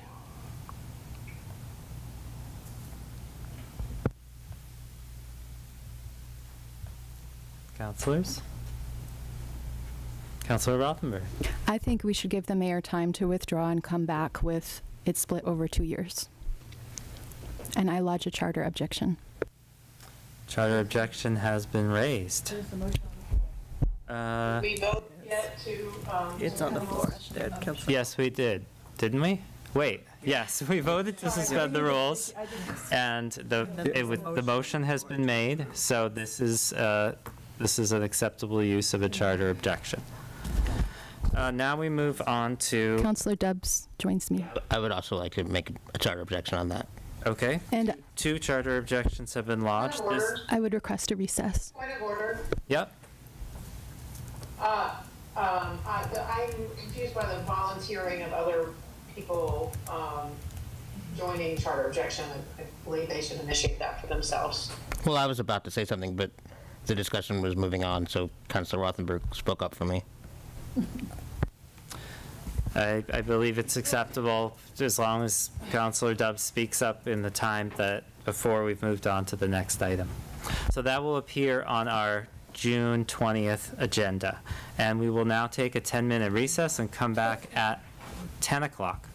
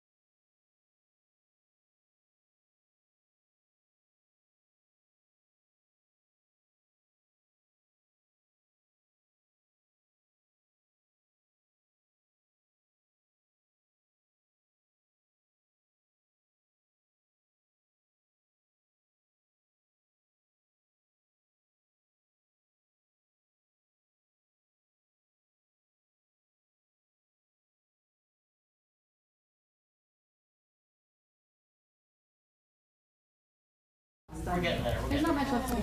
Okay, we are back. And with the council's permission, I would like to move on to the package of 6 financial orders associated. Yeah, we're starting. With the council's permission, I would like to move to the package of 6 financial orders associated with adoption of the fiscal year 25 budget. Any objections? Okay. So, the first one is 24.069, in order to approve the fiscal year 2025 general fund budget. This is in second reading. And process note, the mayor has requested an amendment to the fiscal year 2025 general fund budget. The first order of business should be to consider the amendment. The amendments to the general fund budget that the mayor proposed do not affect an area that I will need to recuse, so I can preside over the discussion of that amendment. I mean, there is one amendment, but I believe. To the general, just to the general fund? We're just talking about the general fund?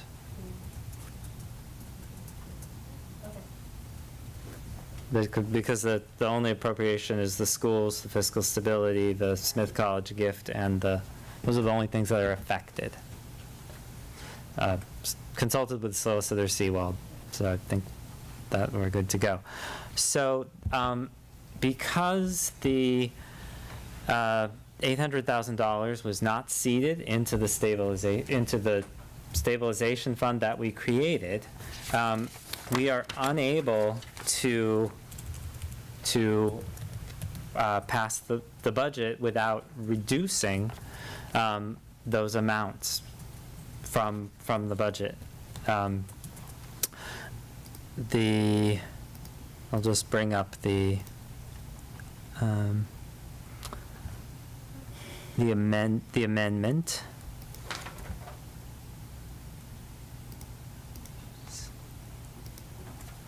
Nope. The amended order is not coming up. It's on the coming up for me. Okay.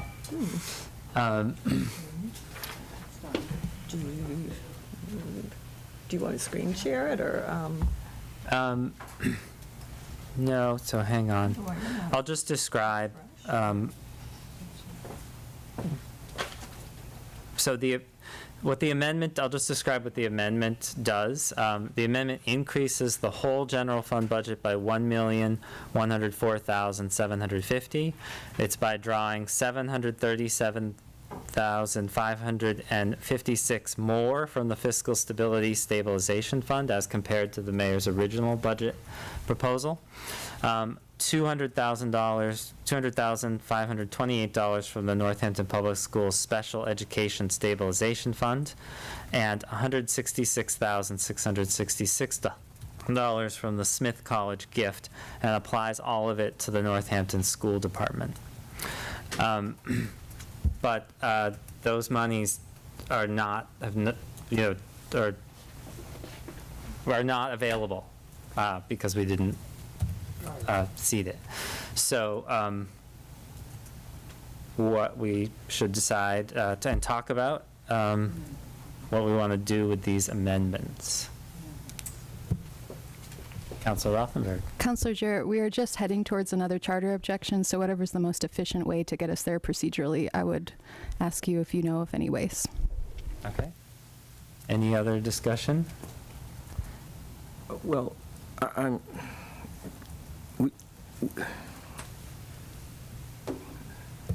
we can't approve. Are you proposing, Councilor Jarrett, that we take these 3 segments of the amendment up separately?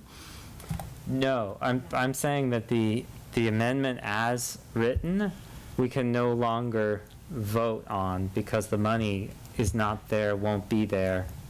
Well, the money for the Special Education Stabilization Fund and the Smith College gift is not there. Yeah. The other $737,000 from the Stabilization Fund is there. Correct. So we could vote on the amendment. We would have to reduce it by a total of $367,194. Correct. Okay. But as Councilor Rothenberg just stated, she is planning to lodge a charter objection and which would bring it to either a special meeting or no, at this point, it needs to be our June 20th meeting because that's the soonest time that we can then allocate those funds and then have them be available to pass this amendment.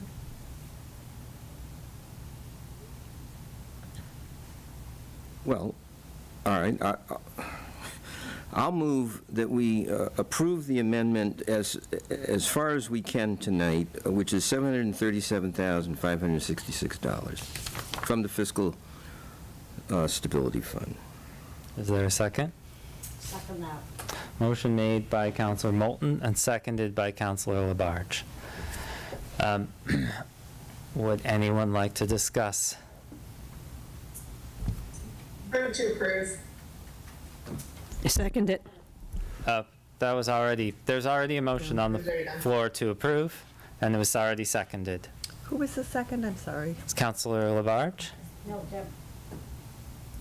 Councilor Clemmer? Okay. Did you get that? Okay.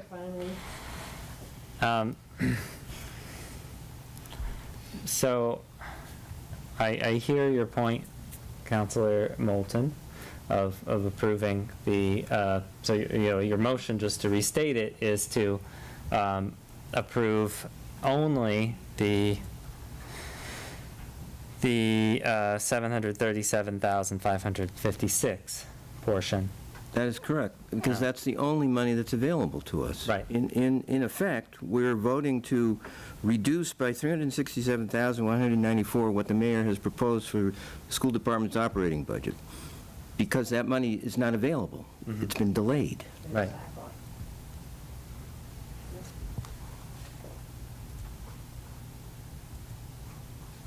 Is there more discussion? Councilor Rothenberg. I trust that this mayor will make that $737,000 still available when we talk about this. I think the entire thing should be delayed.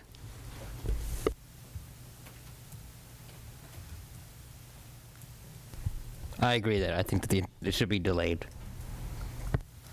So, is that a motion to postpone or to a charter objection or? I'll raise a charter objection. Okay, charter objection has been lodged. Second. And 2 charter objections have been lodged. This will appear on our June 20th council agenda. Well, process, Yep. question. That motion was on the amendment. Yes. So we still have the unamended general fund order. So I spoke with Attorney Seawald earlier today. He confirmed that anywhere in this process, you're talking about a particular numbered order. That's what you can charter object to. Once it's on the floor, even if it's a portion of it that's on the floor, then it applies to the whole of that numbered order. That numbered order is moved. We can no longer talk about any portion of that numbered order. Does that make sense? Yes, thank you. Okay. Okay, that's that. All debate shall cease. So now I will need to recuse myself for the next item. Let me just find the language. The next item is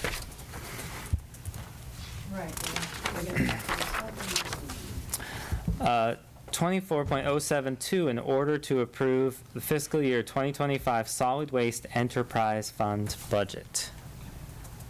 And let me just read my recusal. So I have a financial interest in the decisions that are made regarding the Locust Street Transfer Center, as the business that I'm a member of has that interest, and that is part of the Solid Waste Enterprise Fund, so I will be recusing myself for this item. The Councilor Maori will be, Vice President Maori will be presiding, and I will see you all in a little bit. 24072. Keep going, keep going. Your financial orders on, yeah, keep going. All right, I'll pull it up. You can use mine. Thank you. There, 24.072. Thank you all.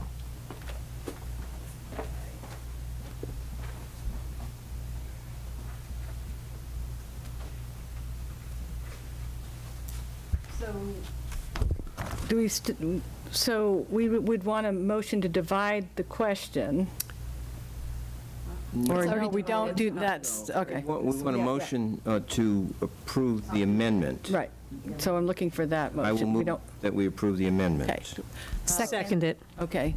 Motion made by Councilor Moulton, seconded by Councilor Clemmer. Roll call. Well, Oh, can I have a question? Oh, I'm sorry, not, discussion. discussion, yep. So did this enable Director LaScalia to restore all of the hours to the employees?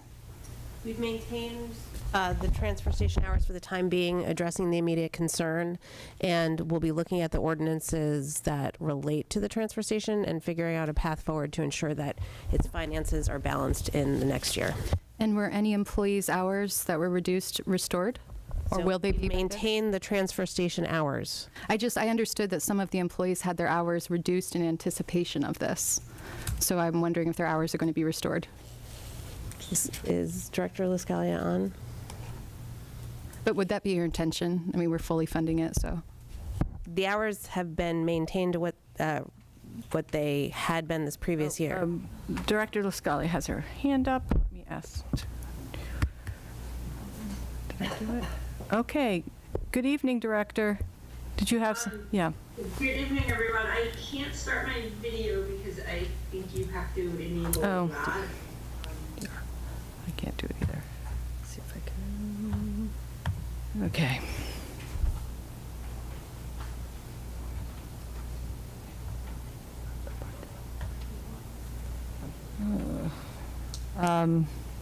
Can you start it? I'm not able to. I don't have the. I'm not seeing her in alphabetical order. Huh. Where else would she be? Maybe she's. That's weird.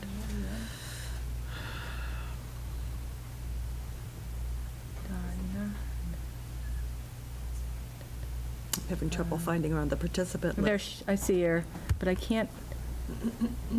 It doesn't let me give her the. While you're doing that, I'll just note that as I've said, that we are restoring the hours or maintaining the hours, the council doesn't get to dictate what's done with the funds. They just get to approve them. It's just a question. I'm just curious. Oh, there she is. Okay. Sorry. All right. You're a co-host now. Okay. Okay, Director, I think we have, great. Hi. Okay, all right. Hi, everyone. Good evening. Good evening. Technical difficulties. So yeah, just a point of clarification about the transfer station. Our methods are going to maintain the employees who work at the transfer station are considered part-time casual employees. So they actually do not have set schedules. They work hours as the hours are available. We have a rotation of employees at the transfer station, so it's not like the unionized employees who work 7 to 3, Monday through Friday, every single day. These are employees who work flexible schedules, flexible hours.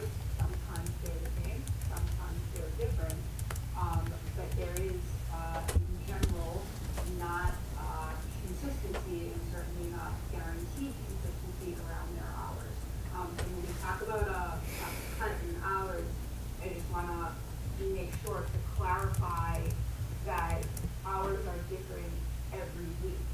And things change if the operational needs change. Sometimes we need to staff more because it's a holiday, or we staff less because it's not a holiday, or like the day after a holiday. So I just want to be careful to clarify what the employees do, what they're received for hours. As the mayor said, the hours of operations at transfer stations will be maintained. And that's kind of the conversation around what the $15,000 per story for the budget achieves, is that maintenance of. Excellent. Thank you, Director. So just to clarify, whatever your normal is, which is not normal, you're essentially going back to it. Normal in terms of what these casual employees get. Yes, if there's X number of hours a week, X number of hours will be available for distribution among all available employees. Thank you. On a night that has been challenging and full of difficult things, I'm really happy to hear that. Thank you. I'm happy to hear it too.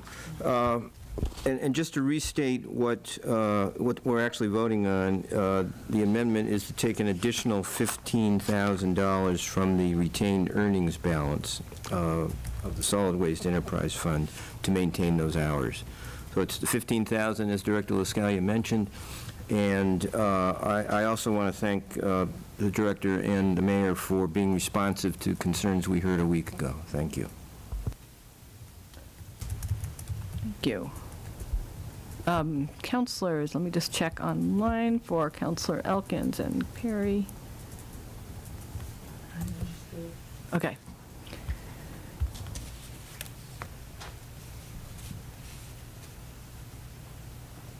Okay, so there's a motion on the floor. Do counselors have any other comments? Okay. Roll call, please, on the motion to approve. 24.0. Is to approve the amendment, right, to 20. The amendment, yeah, the amendment. Okay, Counselor Elkins. 24.072. Yes. Counselor Jarrett. Oh, yeah. I'm sorry. Counselor Clemmer. Yes. Counselor Labarge. Yeah. Counselor Maori. Yes. Counselor Moulton. Yes. Counselor Perry. Yes. Counselor Rothenberg. Yes. And Counselor Dubs. Yes. That passes.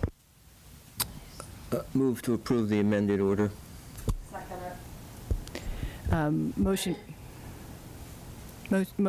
made by Councilor Moulton, seconded by Councilor Labarge, I believe. Okay. Any discussion? Councilors? No. Okay. We'll call. Thank you. Counselor Clemmer. Yes. Counselor Labarge. Yes. Counselor Maori. Yes. Counselor Moulton. Yes. Counselor Perry. Yes. Counselor Rothenberg. Yes. Counselor Dubs. Yes. And Counselor Elkins. Yes. Okay. The amended motion passes, and I believe we can have Councilor Jarrett return. Oh, there it is.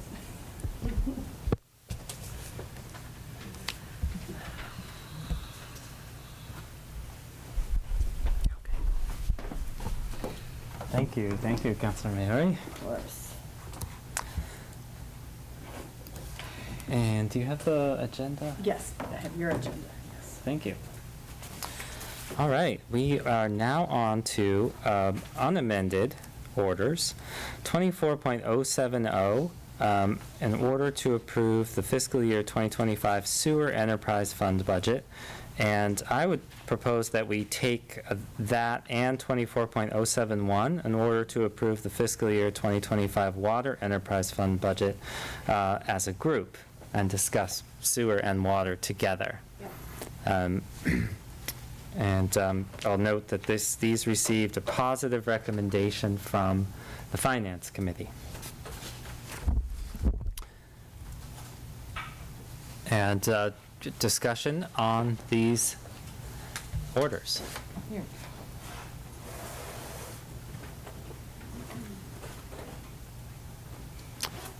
Would anyone like to make a motion to approve them? Motion to approve. To approve? A motion made by Counselor Dubbs, and I'm going to give it to Counselor Elkins because of the delay Yeah.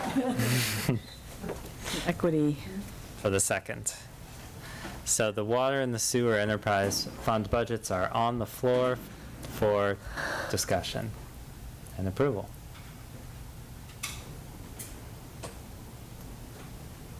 I'll just say that I'm glad that we are solvent in these, and I look forward to, I hope that we find someone who will take over Coca-Cola's operations, and that will bring in revenue, that will allow us to change our structure, reduce the base rates if possible in the future.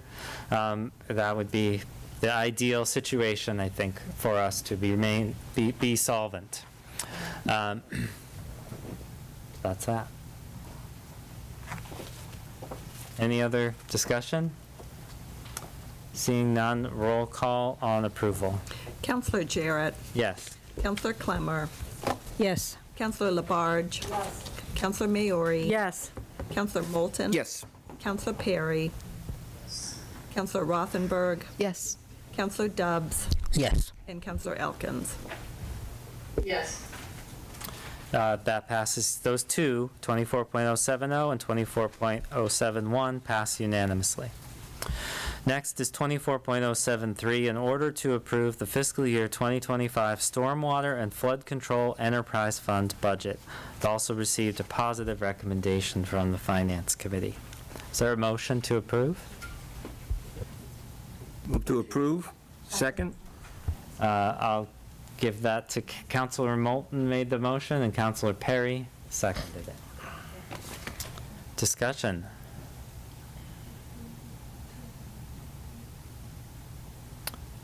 Seeing none, Councilor Rothenberg. I'm just going to abstain just because I'm still concerned about that we don't have flood pumps like in their best condition, and I'm not totally confident about how that could or would relate to this vote. So I'm just going to abstain. Very well. Seeing no further discussion, roll call, please. Counselor Labarge. Yes. Counselor Maori. Yes. Counselor Moulton. Yes. Counselor Perry. Yes. Counselor Rothenberg. Abstain. Thanks. Counselor Dubbs. Yes. Counselor Elkins. Yes. Counselor Jarrett. Yes. Counselor Clemmer. Yes. So that passes with 8 votes and 1 abstention. Brings us to 24.074, in order to approve the fiscal year 25 revolving funds. And this also received a positive recommendation in Finance, and I believe you read all of them in Finance as well. Would anyone like to make a motion? Make a motion. Second it. Motion made by Councilor Labarge and seconded by Councilor Clemmer to approve 24.074. Discussion. Okay, roll call, please. Counselor Maori. Yes. Yes. Counselor Moulton. Yes. Counselor Perry. Yes. Counselor Rothenberg. Abstain. Counselor Dubbs. Yes. Counselor Elkins. Yes. Counselor Jarrett. Yes. Counselor Clemmer. Yes. And Counselor Labarge. Yes. That passes 8 votes with 1 abstention. Okay, that ends the package of 6 financial orders associated with the budget. So we'll go back up to where we were in the financial orders on first reading. 24.094, in order to place $3 million operating override on the November 5th, 2024 state election ballot. This is in first reading. There's no request to suspend any rules.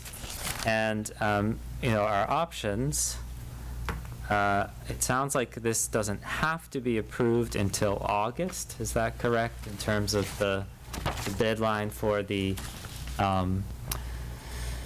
state election board? Yes, I don't remember, I'd have to ask the clerk the exact date, but I believe Right. it was in very early August. Early August, okay, so it would need to be approved in July.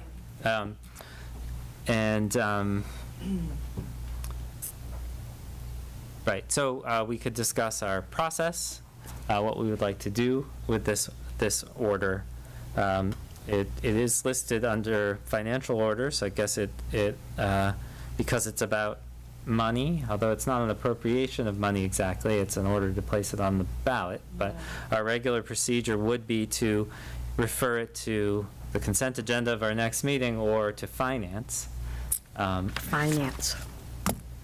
I would like to make a motion to send it to finance. Okay. Second. Motion made by Councilor Labarge and seconded by Councilor Moulton. Discussion on referral to finance. Yes. I feel because we're looking at a Prop 2.5, when I talked with the assessor's office today, he said that probably, I think he called you too, Chardine. People have great concerns about how much more will be added on to their taxes. So at that point, he said they probably would not have it ready till maybe like October or November. If not, we go by the 24, the year 24, correct, Chardine? So yes, we can give estimates for 2024 as of now, but we will work on, we will have something before October for FY 2025, but and it'll be based on FY 25, because remember, the override won't take effect until FY 2026. So we will be estimating, but in the fall, early fall, we will have an estimate based on FY 2025. Okay, because my concern is the election is November 5th. Right. And right now, you cannot get it ready, and I think Pamela Powers, the city clerk, has to have that put on the ballot. She's got to send it in by a designated time. I think it's sometime in July. She has to notify them in August. She has to send it out there by August? Yes, she has to request it by August. I'm sure she will do it as soon as she gets the order from the council. Right, so we will have to make a decision about whether to put it on the ballot before we have numbers for fiscal year 25. But we will have, if we do that, then we will have those numbers available before people vote. Correct. Okay. Councilor Moulton. So, yes, I think it's a good idea to send it to finance for an opportunity for more discussion, and I would like to consult with Chair Maori, who can't be at our finance meeting next week. I don't think this has to go to finance next week. I think that the point that Councilor Jarrett made is that we need to vote on it by the July 11th meeting. So we would then have another finance meeting before July 11th that perhaps Councilor Maori could be at. Does that make sense to you? It makes sense. I have confidence that you, I have confidence in that you could take it up without me, if you. Yes. If you'd like to. Is there a time? I mean, for me, I'll just say this is about putting something on the ballot for the people to decide. So I'm not, I don't have a big conflict about that, but I guess we could discuss that, or I guess we have to decide now. Is there a downside to waiting? No, you don't have to decide now who's going to chair the meeting. Not chair the meeting, Or I even guess. when the meeting will be. Okay, so why don't we discuss it? Whether to add it, if it's referred to finance, whether to add it to the next week's meeting or a future meeting. Is that You and I discussed that. right? Is that okay? Yeah. That's Yes, okay. Yeah, I'm fine with that. Okay. Yeah, the committees have a duty to report within 90 days. Yeah, Although we would, okay. of course, need to vote on it before then. Mm-hmm, yeah. So is there any other discussion on referral of this item to finance? Okay, seeing none, a roll call, please, on referral to finance. Councilor Moulton. Yes. Councilor Perry. Yes. Councilor Rothenberg. Abstain. Councilor Dubs. Yes. Councilor Elkins. Yes. Councilor Jarrett. Yes. Councilor Clemmer. Yes. Counselor Labarge. Yes. And Counselor Maori. Yes. So that passes with 8 votes and 1 abstention. Brings us to 24.095, in order to accept D.A. Sullivan $10,000 gift for purchase of storage trailer. Would Mayor's office folks like to speak? So this is an annual gift that D.A. Sullivan gives to the city, and they very much want it to be used. They don't want it to sit in a fund. They've asked year after year for us to identify small projects that would make a difference in some way. One year they did the water fountain in Pulaski Park. One year they put all of the tables and chairs that now exist in the hearing room. And this year, we after polling folks in various departments on what would be helpful, it was identified that Brian Foote in Arts and Culture needs a storage area. And he originally had talked about putting a container up at Donna's yard, but I recently did that, and there's no more room for containers in Donna's yard. So instead, he is going to have a mobile trailer in which he will put the stage for the salsa dancing, I'm sorry? Oh, I actually meant the dance floor, I apologize. But then also the new stage we got and the ramp for it that was used at Pride, the new collapsible stage, and a bunch of other things that they drive from, PA equipment, et cetera, that they drive from event to event. And we'll find a place to park it, and then all of his stuff will be safe and dry and ready to go at a moment's notice. And in addition to that, because the amount of money was enough that we could do a little more, the plan is to resurface the cafe area on which the stage goes at Pulaski Park, which has deteriorated over time. It's where it's basically just dirt right now. So that was a small amount of money to just resurface that we'll use the remainder of this gift for. Okay, thank you. Discussion or a motion to refer either to finance or to the consent agenda of our next meeting? Yes, I make a motion to place it on the consent agenda. Okay. Motion made by Councilor Labarge and seconded by Councilor Elkins. Discussion on the item or its referral? I just thank them for their continual gift each year. It's very much appreciated, and it's exciting that we'll be able to use the equipment that we have that much more easily.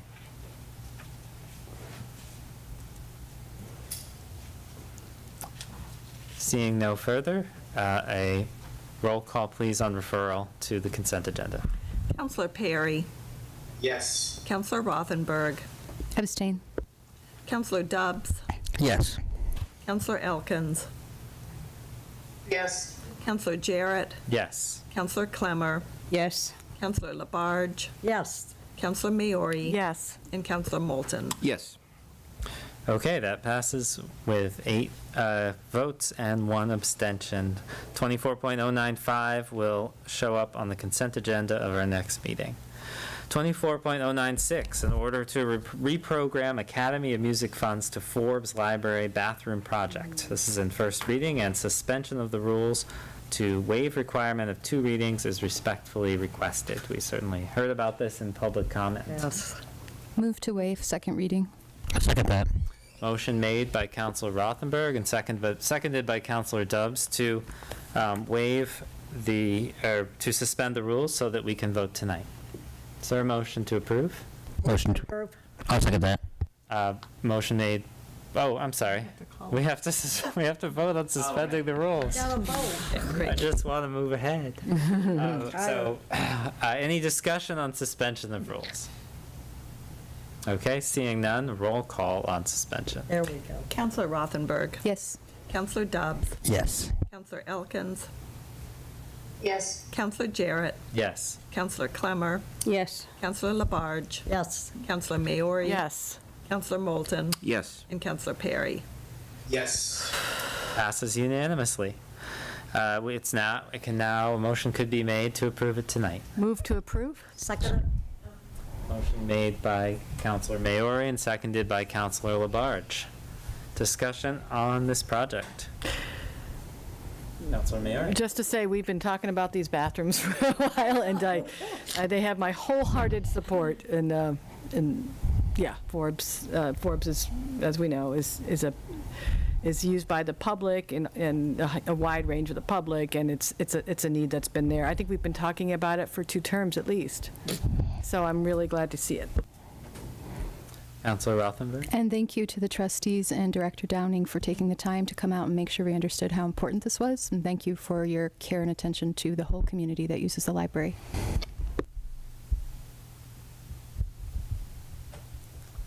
And just so we know what we're voting on, it is an amount of $31,408.39. It's from the completed Academy of Music Sprinkler Project account, and it will be reprogrammed for the Forbes Library bathroom project. Any further discussion? Roll call, please. Councillor Dobbs. Yes. Councillor Elkins. Yes. Councillor Jarrett. Yes. Councillor Clemmer. Yes. Councillor Labarge. Yes. Councillor Maori. Yes. Councillor Moulton. Yes. Councillor Perry. Yes. And Councillor Rothenberg. Yes. Okay, passes unanimously. And so look forward to those bathrooms. Our last financial order is 24.097, in order to approve fiscal year 2024 end-of-year budget transfers in first reading. And would you like to, Director Nardi, would you like to summarize? So yes, what's before you is the year-end transfers. And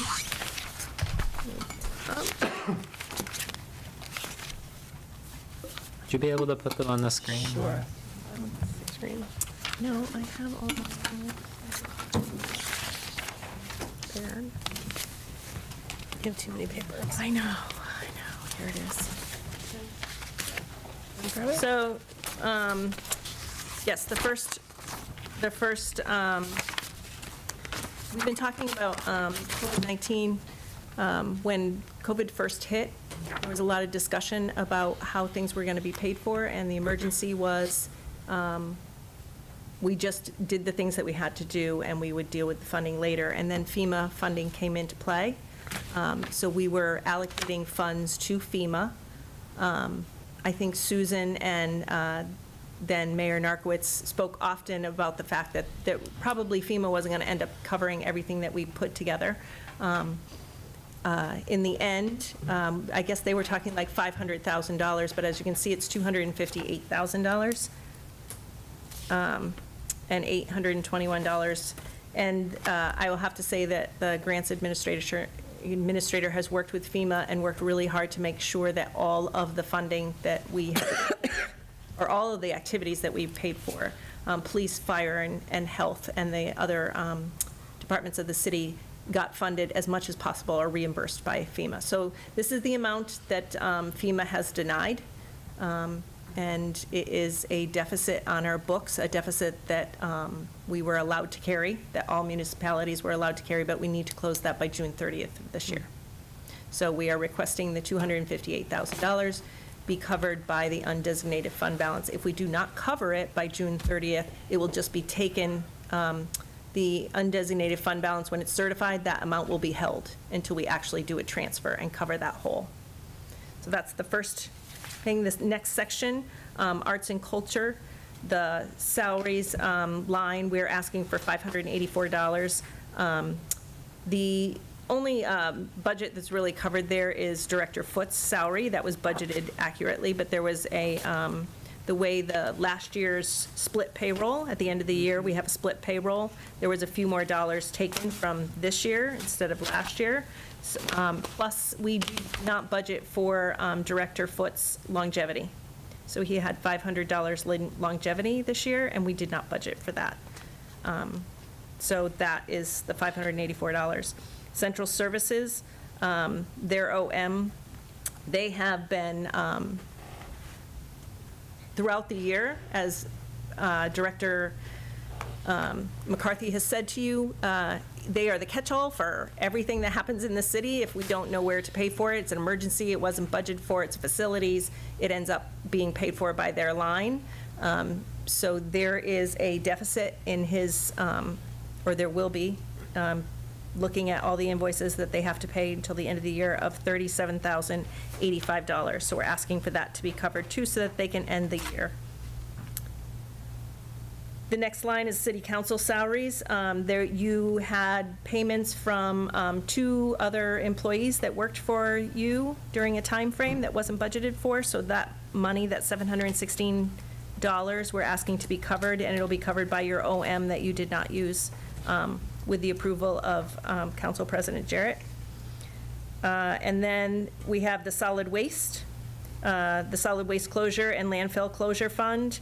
We are moving funds from the stabilization, and we're moving it to the solid waste closure for ongoing landfill expenses. And then for highways, road improvements, we are moving money from the salary line due to vacancies and using it in the OOM, which means projects. That money will be, as Donna has said, Director Lascalia has said often, when she doesn't have the staff, then she's using contractors. So we're asking that money to be used to cover that need. The next section is similar in the sense that we are moving money from excess money in salaries lines to tree canopy and park improvements. And then stormwater flood control, as Director Lascalia has said, the flood control, those pumps ran for a long time. There was a lot of overtime, so she's asking for that amount to be covered. $55,000, that will come out of the other stormwater enterprise salary lines.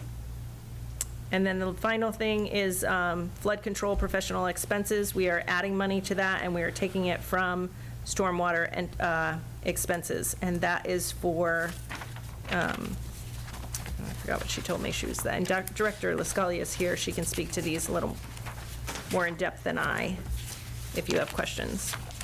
Great, thank you. Questions? Yes. Councilor Labarge. Charlene, you mentioned something about we had 2 employees So for city council. What was that? So, yeah, so John Fry and Beth Capulet. Yeah, I'm sorry, thank you. Is that Capulet? Yeah, Capulet.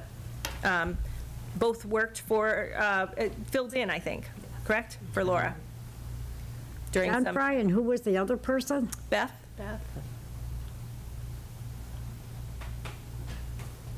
Thank you. Other questions?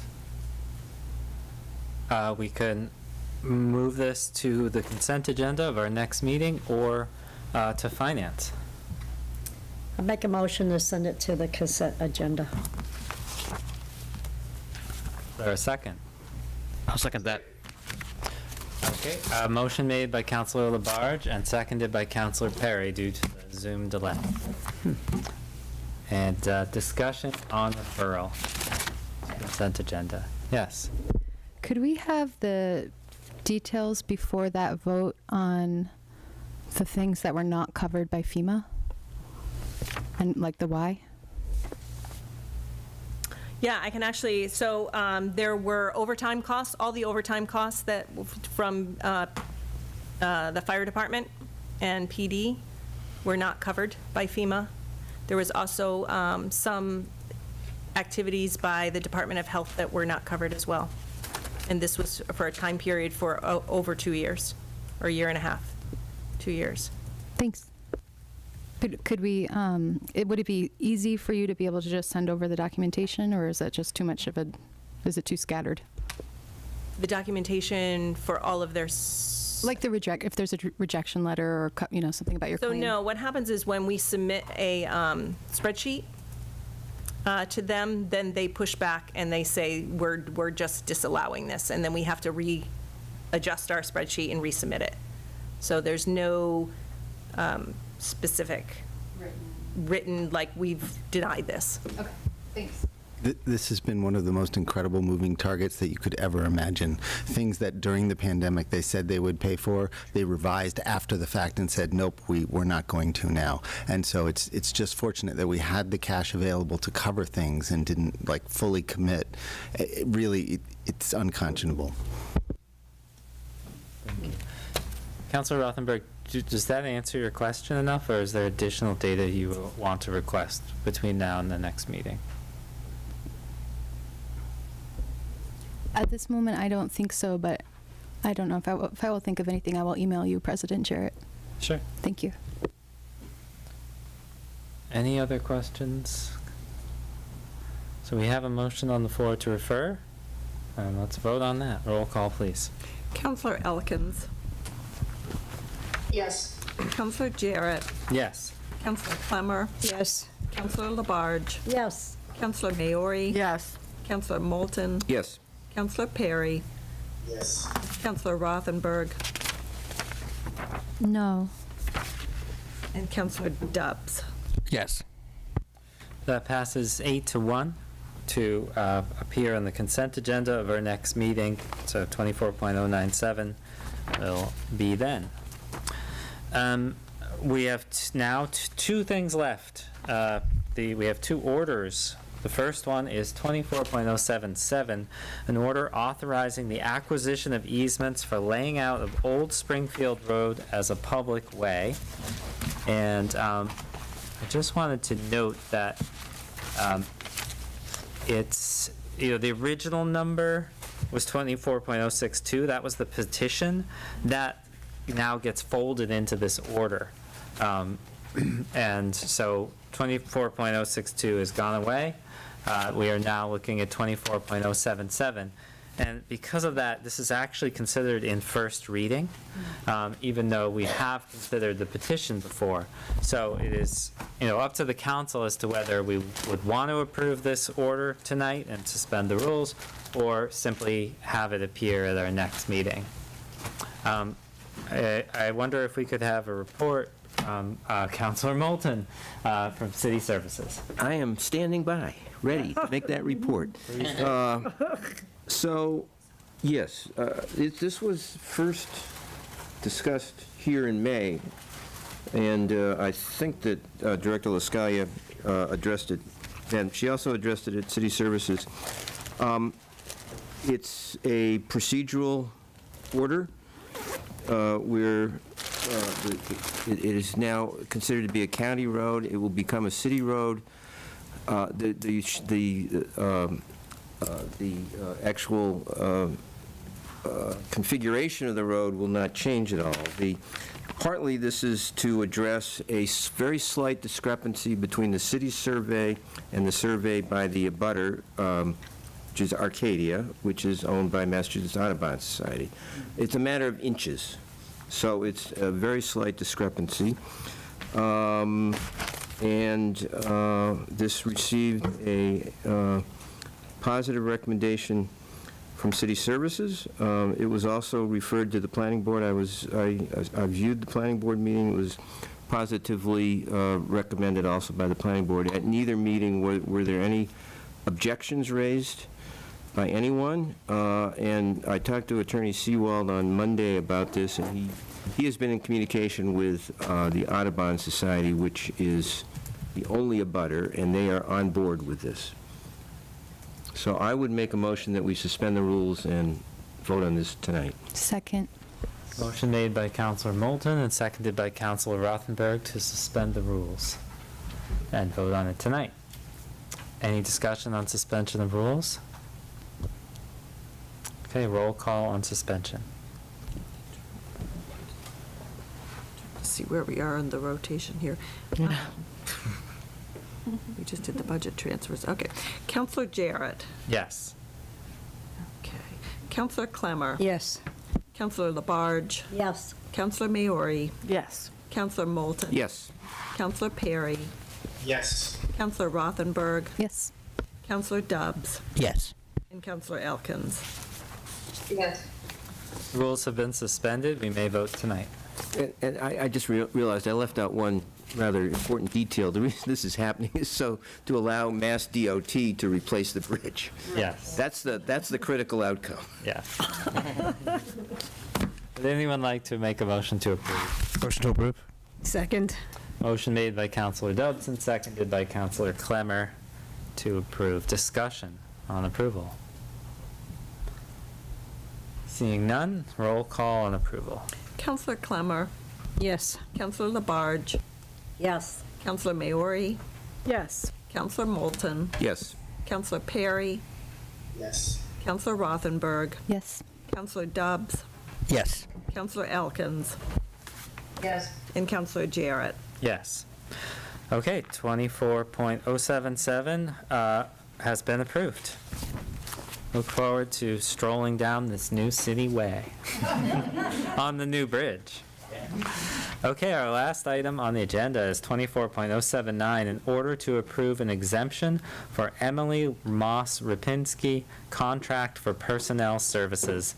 This is in first reading, but there is a process note. Suspension of rules to waive 2 readings is respectfully requested.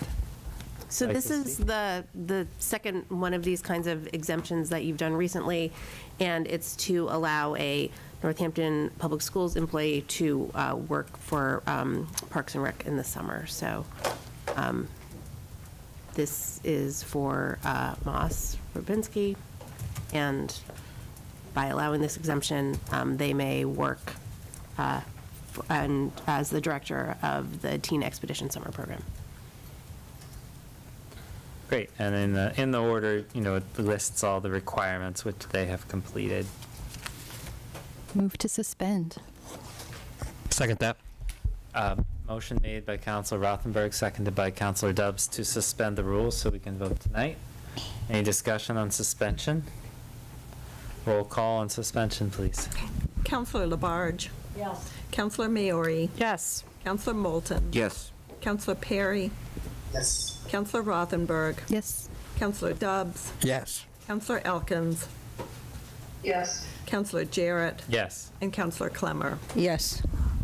That passes unanimously.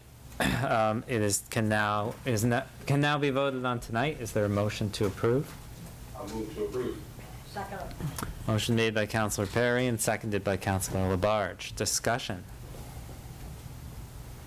Okay, roll call on approval. Counselor Maori, Yes. Counselor Moulton, Yes. Counselor Perry, Yes. Counselor Rothenberg, Yes. Counselor Dubs, Yes. Counselor Elkins, Yes. Counselor Jarrett, Yes. Counselor Clemmer, Yes. and Counselor Labarge. Yes. Okay, that passes unanimously, 24.079. That brings us to adjournment. Is there a motion to adjourn? Motion to adjourn. You got it. Motion made by Counselor Maori and seconded by Counselor Clemmer. There is no discussion on adjournment, but I will say that all these roll call votes really bring me back to our all Zoom days. Roll call on adjournment. Counselor Moulton, Yes. Counselor Perry, Yes. Counselor Rothenberg, Yes. Counselor Dubs, Yes. Counselor Elkins, Yes. Counselor Jarrett, Yes. Counselor Clemmer, Yes. Counselor Labarge, and Counselor Maori. Yes. Okay, we are adjourned.